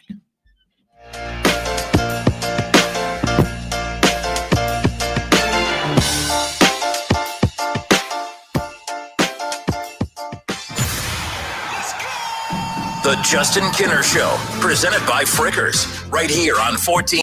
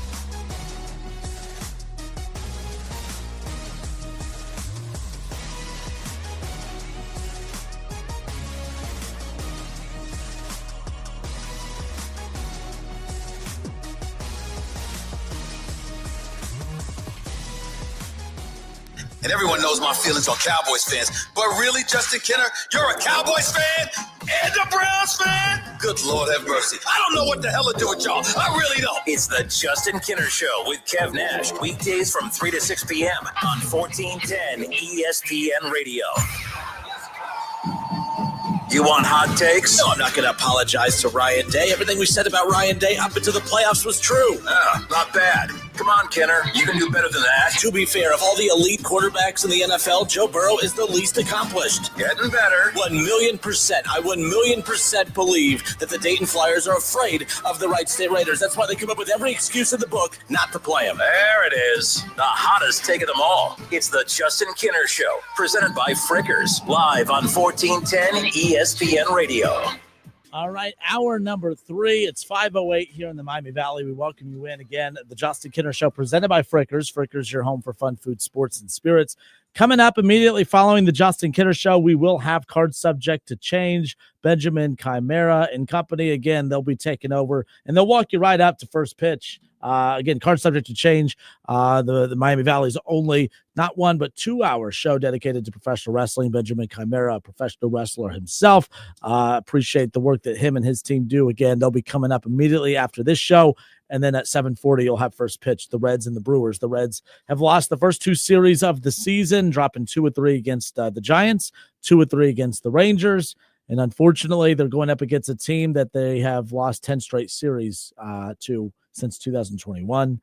So they got their work cut out for them. And then when they're done with the 4-game series with the Brewers, then they just have to continue their road trip and head to San Francisco. No big deal. The Reds always do well on the West Coast. We'll see.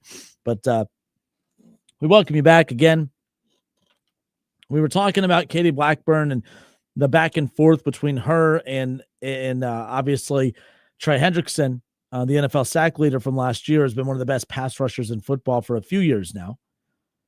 And last year there was some contract drama. At one point demanded a trade. He almost threatened retirement at one point. I think he was trying to pull a playbook, trying to pull a play out of the playbook of Whitworth. Whitworth did a podcast not too long ago where basically just trying to strong arm the Brown family, threatened to retire if he didn't get what he wanted from the Cincinnati Bengals, and ultimately didn't retire. And ultimately Trey Hendrickson didn't retire. But we knew things last year were a little dicey.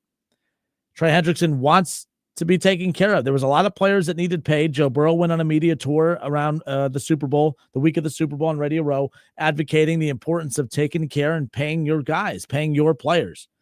And, it was a little messy. It was dicey, but, Gesicki got paid. Jamar Chase is the highest paid non-quarterback in the history of the NFL.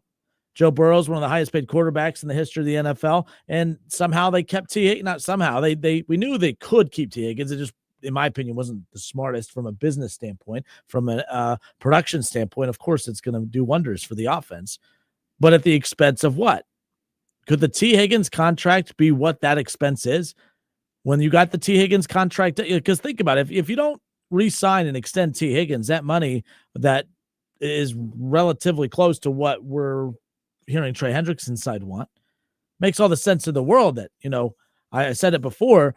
Oh, Kinner, you said they couldn't keep all 3. Well, you're right. I did. Technically, I did say they couldn't keep all 3, but the reason I said you can't keep all 3 is because if you keep all 3, you're keeping all 3 at the expense of another key position. And I think that could be Trey Hendrickson. I think it could be Trey Hendrickson. They're willing to spend some money on him, but obviously it's not the dollar amount or the length of the contract that he's looking for, and it's led to a mess. Blackburn's comments to the media didn't sit well with him. He goes on the Pat McAfee show, and everyone's ripping the Bengals, and everyone's expecting me to do the same, but I'm here to tell you, I appreciate the fact that that Katie Blackburn is kind of standing her ground here and saying, hey, the numbers that we're throwing his way, he should be very happy with those. And at some point, it's up to him to be happy with those. And until he is, that's what keeps leading to the holdup here. It's not as if they don't want him in Cincinnati long-term, but they want him in Cincinnati long-term for the right number. But the Bengals they've lost the faith of the fan base to truly be on their side on this particular situation. But I'm here to tell you, this feels different. When the negotiations were ongoing with T and Jamar, it felt like it was those two against the Bengals, and the fan base was against the Bengals because they wanted that done. I don't feel like the fan base for the Bengals are wrapping their arms around Trey Hendrickson with the same urgency and passion that they did with Jamar and T. Do you agree? 937-518-1410. What is it about this situation with Trey Hendrickson that seems different than the other guys when, in my opinion, I stack Trey Hendrickson up there as the third most important piece on this Bengals team? Joe Burrow, Jamar Chase are 1 and 2. I don't have T at number 3. I have Trey Hendrickson at number 3. Why are the Bengals not doing everything they can, in my opinion, to satisfy and keep the third most important player on this roster, especially when you consider how much help this defense needs? Let's go to the phones. We got Jake waiting on us. Jake, I appreciate you holding, man. You're on live. What do you got for us? I agree with you that Trey Hendrickson is the third most important player on the Bengals team.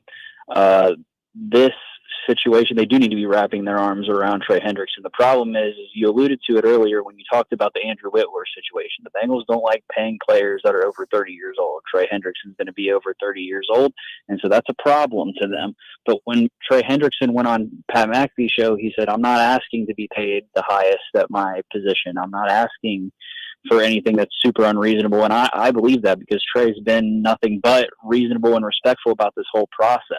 The problem with Trey Hendrickson is his representation. He needed to change agents because after he got that last contract and he signed it, and everybody's talking about he signed the contract, like, okay, yes, but he outperformed the contract. He's asking for a new one, and the current contract isn't good enough. And yes, that part is on his agent, but he's not asking for anything super unreasonable at this point with the market being reset by Danielle Hunter. Yeah, I forgot about the Dale Hunter deal. I'm talking about, Myles Garrett and looking, with Crosby, and then looking ahead, obviously, with what we're going to see in Dallas with their guy. But yeah, I forgot about the Dale Hunter deal from last week or the week before, whatever. So that rattled it there. So you're all about Hendrickson. You think the Bengals are doing him dirty? Then you're not a fan of how they're handling this when it comes to him. Then I'm not happy with the way that they're handling business with any of this. Fair. Jamar, T, even though they finally got those done, that's the bare minimum stuff that they needed to get done. They have enough money and cap space to get all 3 done and continue to build the team. Maybe not up to the standard that they could if they didn't pay all 3 guys, but they still have the money. And Katie Blackburn is completely talking out of her butt because the comments that she made about Trey Hendrickson, and then the other thing that you touched on about the team potentially moving, that the team's not going to the team could potentially move, yes, but Kelsey Conway, there was an article that came out today about that situation where Kelsey Conway spoke to the commissioner's office and asked, what's holding up this deal? Are the Bengals holding it up? Are you guys holding it up? What's going on with this new lease deal? And the commissioner's office basically said, this is being held up because of legislation in Ohio that's up. They're trying to get the governor's trying to get the sports betting taxes to be doubled in the state so that way it can help fund stadium rebuilds. Currently, the deal that's on the table is that, that the Browns are going to receive, it's like $200-something million to go towards their new stadium. And I know you don't like this because you're a Browns fan and I'm roping the Browns into this, but the Browns are getting all this money and the Bengals are getting nothing. And so they're tired of the taxpayers taking it on in Hamilton County. And so now at this point, that's what's holding up the deal is they're trying to get some state funding to go towards the stadium deal as well to help out the Browns. So it's not just the Hamilton County holding it up or the Bengals. Is some of it, part of it is state legislature as well.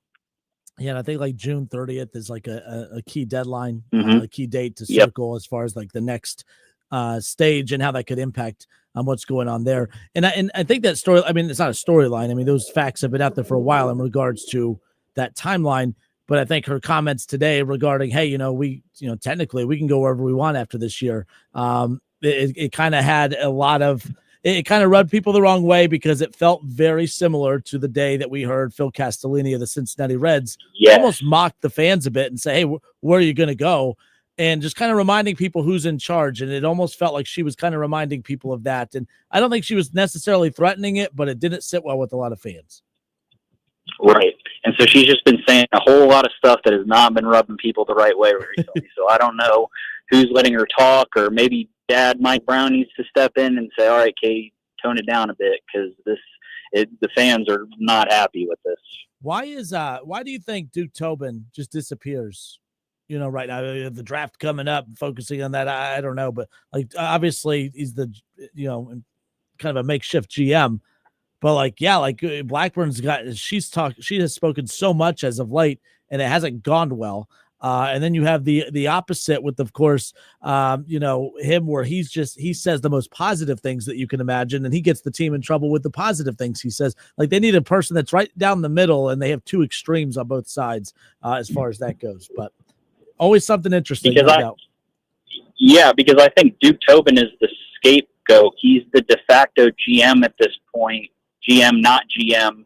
And so I think when he made those comments at the Combine, Jamar and T's aide came out and said, I didn't think that there were points where we didn't think this deal was going to get done at all for either one of them. And so when Duke came out and made those comments, I think that kind of put more pressure back on ownership, because Duke gets a lot of flack for this. And up until now, I used to be really mad at Duke Tobin for the moves that the Bengals did or did not make.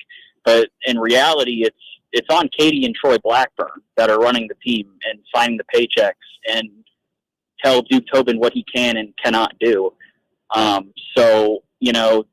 Duke's probably kind of taking a step back after getting all the flack from his comments at the Combine. So, oh yeah, yep. But hey, drama. For a guy that makes a living off content, I'm really, really glad that they're providing content.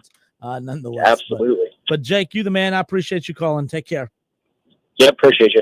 Bye-bye. All right, 937-518-1410. Bengals fan Jake just called in. Appreciate him. But yeah, so we're talking about the beef between, not really beef, I don't know what you want to call it, but the back and forth. Trey Hendrickson felt he needed to go on the Pat McAfee show and kind of combat some of the unfortunate things that were said by Katie Blackburn. Now, again, we're Jake and I, the last caller, and I appreciate him calling in. I still don't have a problem. Like, I guess, as I said earlier, I don't disagree with what Katie Blackburn said. I just wish she wouldn't have said anything at all, because that is what's holding this up.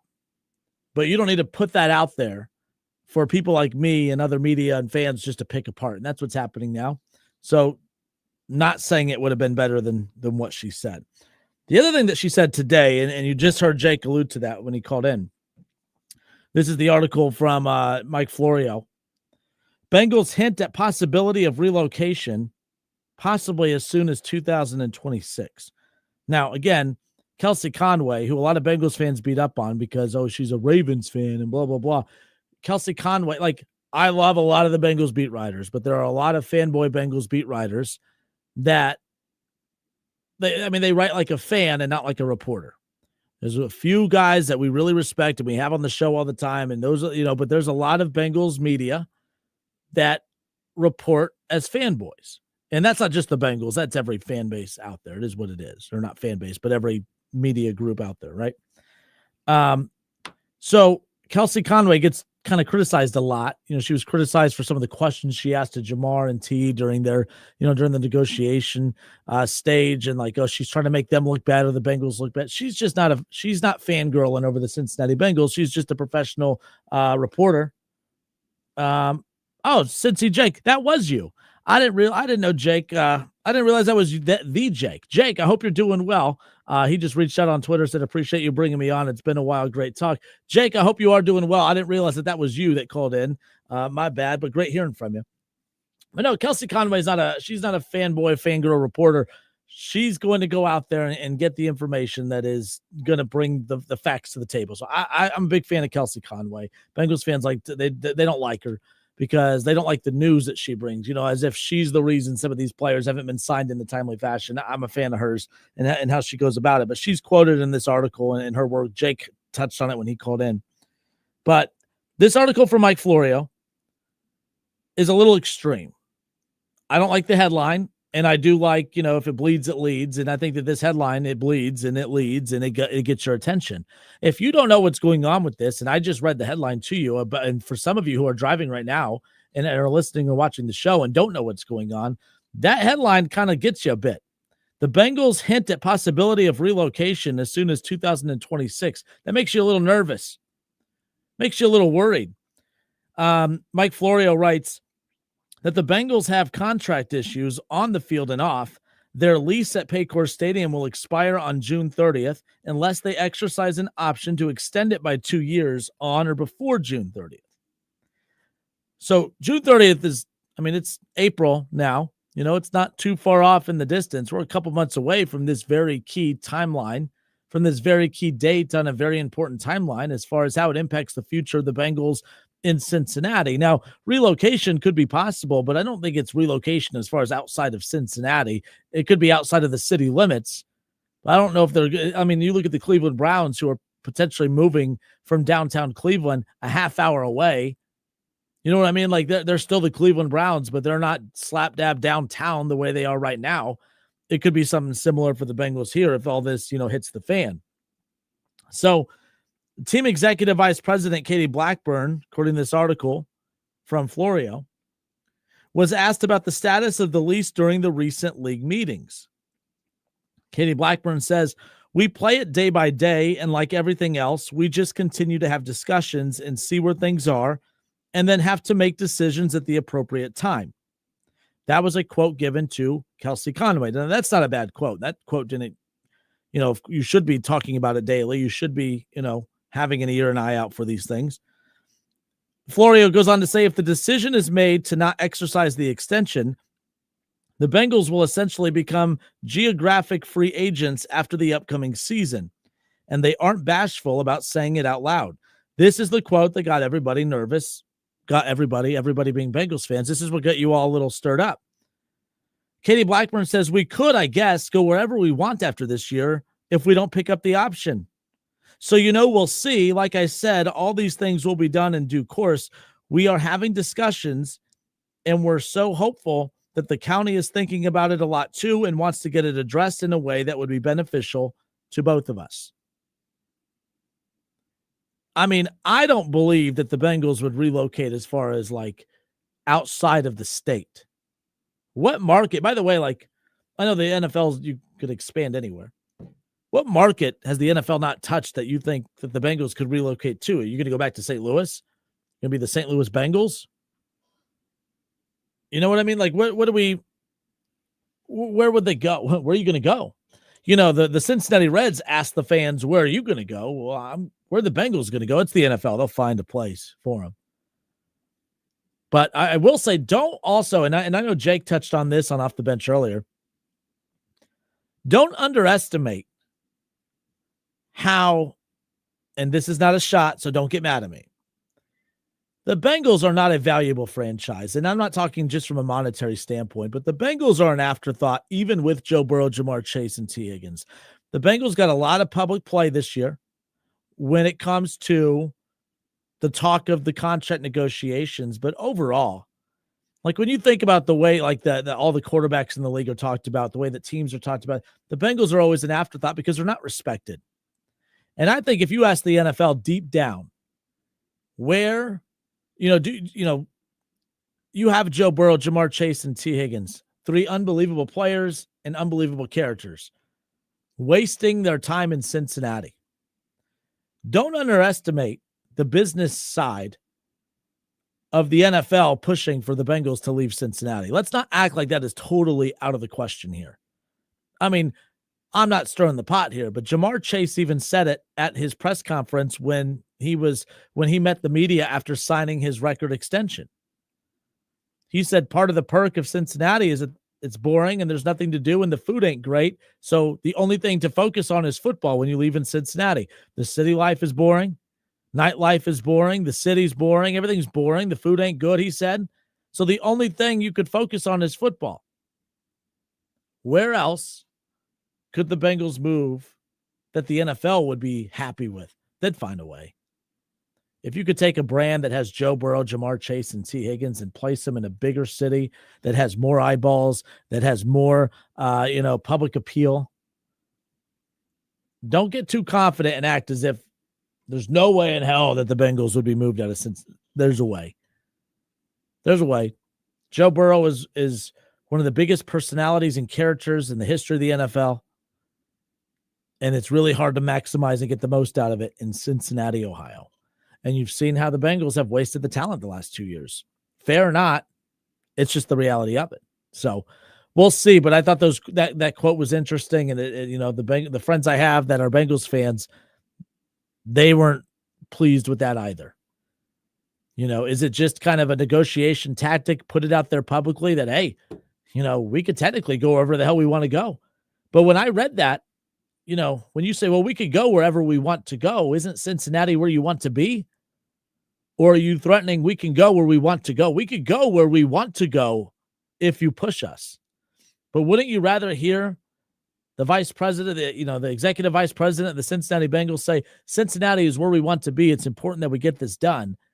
I don't know if I want to hear my executive vice president of my beloved franchise say, well, I guess if we don't get this done, we can go where we want to go. I don't like that. I wouldn't like that. And that's coming from somebody that has had his team taken away for a brief moment. So, nonetheless. All right, it's the Justin Kinner Show presented by Frickers. Frickers, your home for fun, food, sports, and spirits.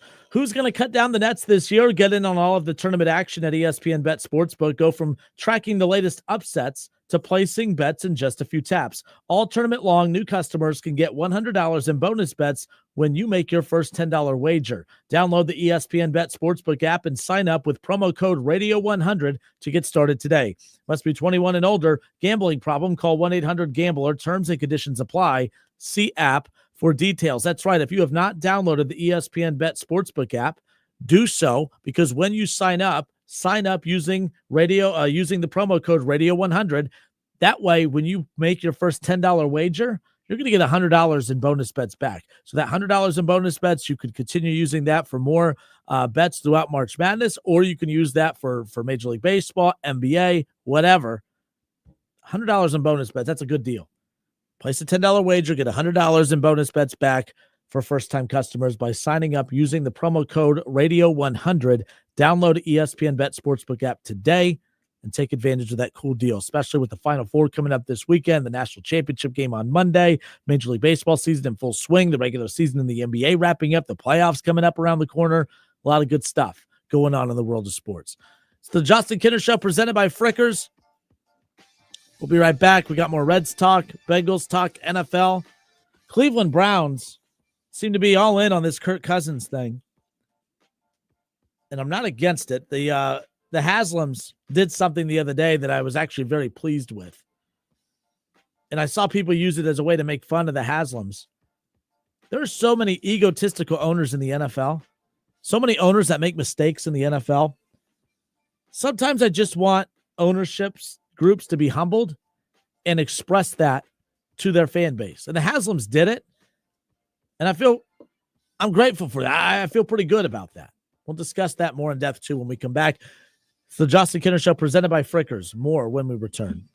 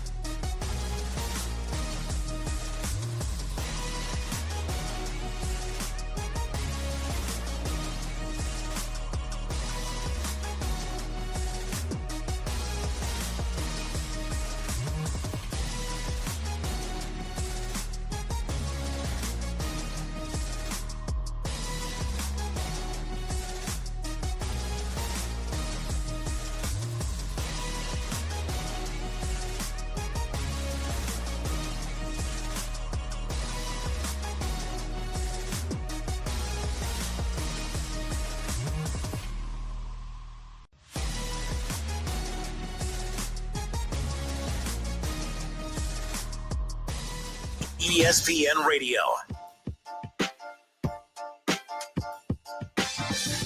All right, and we are back. It's the Justin Kinner Show presented by Frickers. Frickers, your home for fun, food, sports, and spirits. Card subject to change with Benjamin Chimera and company coming up here immediately following the show. We do have Reds baseball tonight. 7:40 will be the first pitch. In fact, the Reds looking to, get their first series win of the season. Now, they won't do that tonight, but it is important to get off to a win in this series with the Brewers. They've lost the series against the Giants. They lost the series against the Rangers. They've lost 10 straight series against the Brewers dating back to 2021. So, I mean, they got their work cut out for them. Not the best start. We opened up the show again in hour one, 5:37, by the way, here in the Miami Valley. We welcome you back to the Justin Kinner Show, presented by Frickers. We opened up the show in hour number one, reacting to the Reds, and the question I threw out there is, the Reds are 2-4. It's a 162-game season.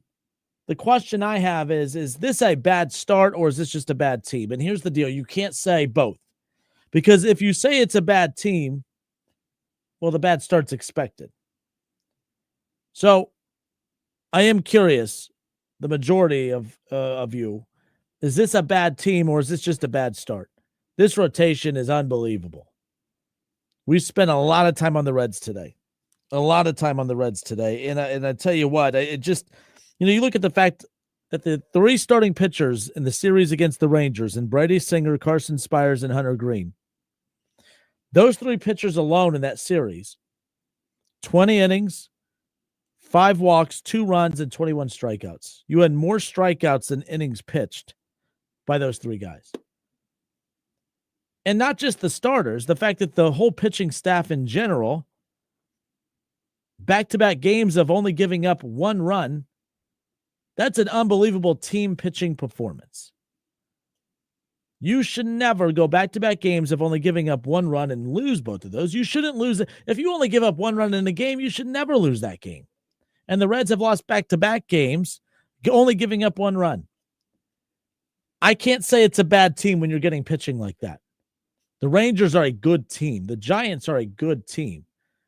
The Reds need to prove that they're a good team, but I tell you what, that pitching is better than the Giants, and it's better than the Rangers, and it's way better than what the Brewers have, and the Brewers have good pitching. So as I sit here right now, I can't comfortably look at you and say I think this is a bad team. I think it's a bad start. And I think we're going to see some bad stretches of baseball because this team's not very deep right now, and they're not healthy. Even when healthy, I don't think they're very deep to begin with. But for right now, I think that this is a good playoff caliber team. And the reason I say that is because you can't get starting pitching like that. You can't get pitching like that. The complementary pitching between the bullpen and the rotation, you can't get that type of production. Okay? You can't get that type of production and be a bad team.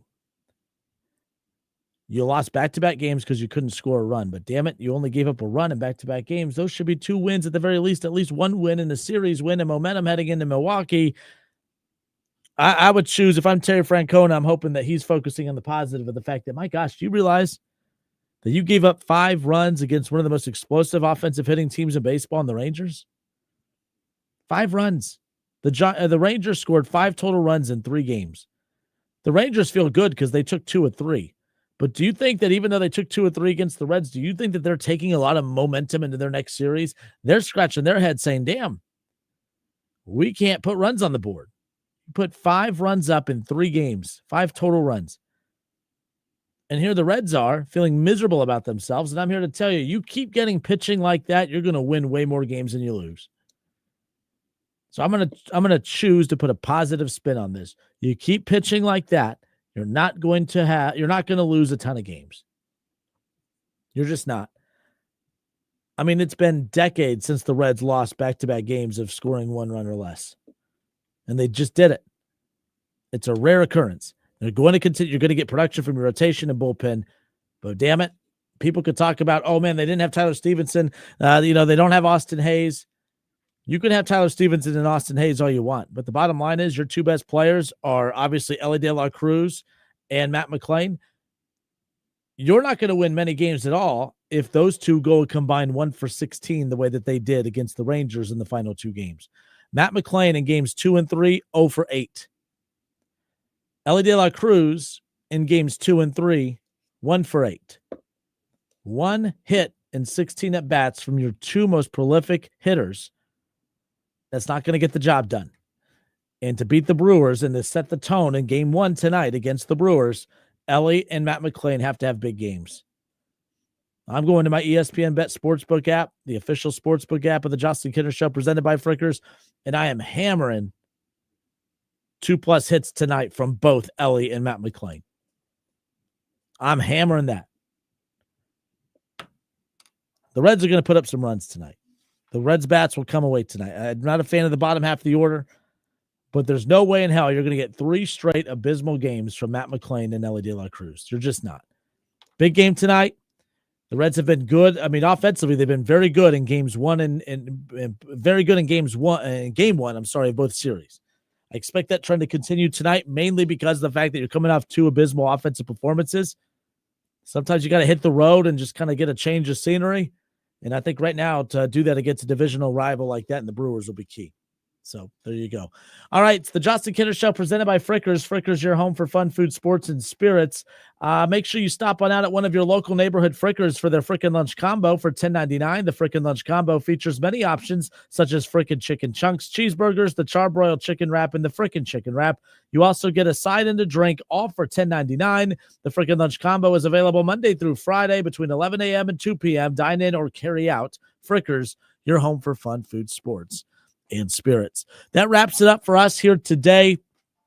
Appreciate you guys. We do have cards subject to change. More local content coming your way. Benjamin Chimera and Company, that's coming up next. And then you'll have Reds baseball at 7:40. Hopefully we have more positive things to talk about with the Reds tomorrow. How about that? All right, that wraps it up for us. Until tomorrow, this has been the Justin Kinner Show presented by Frickers right here on 1410 ESPN Radio.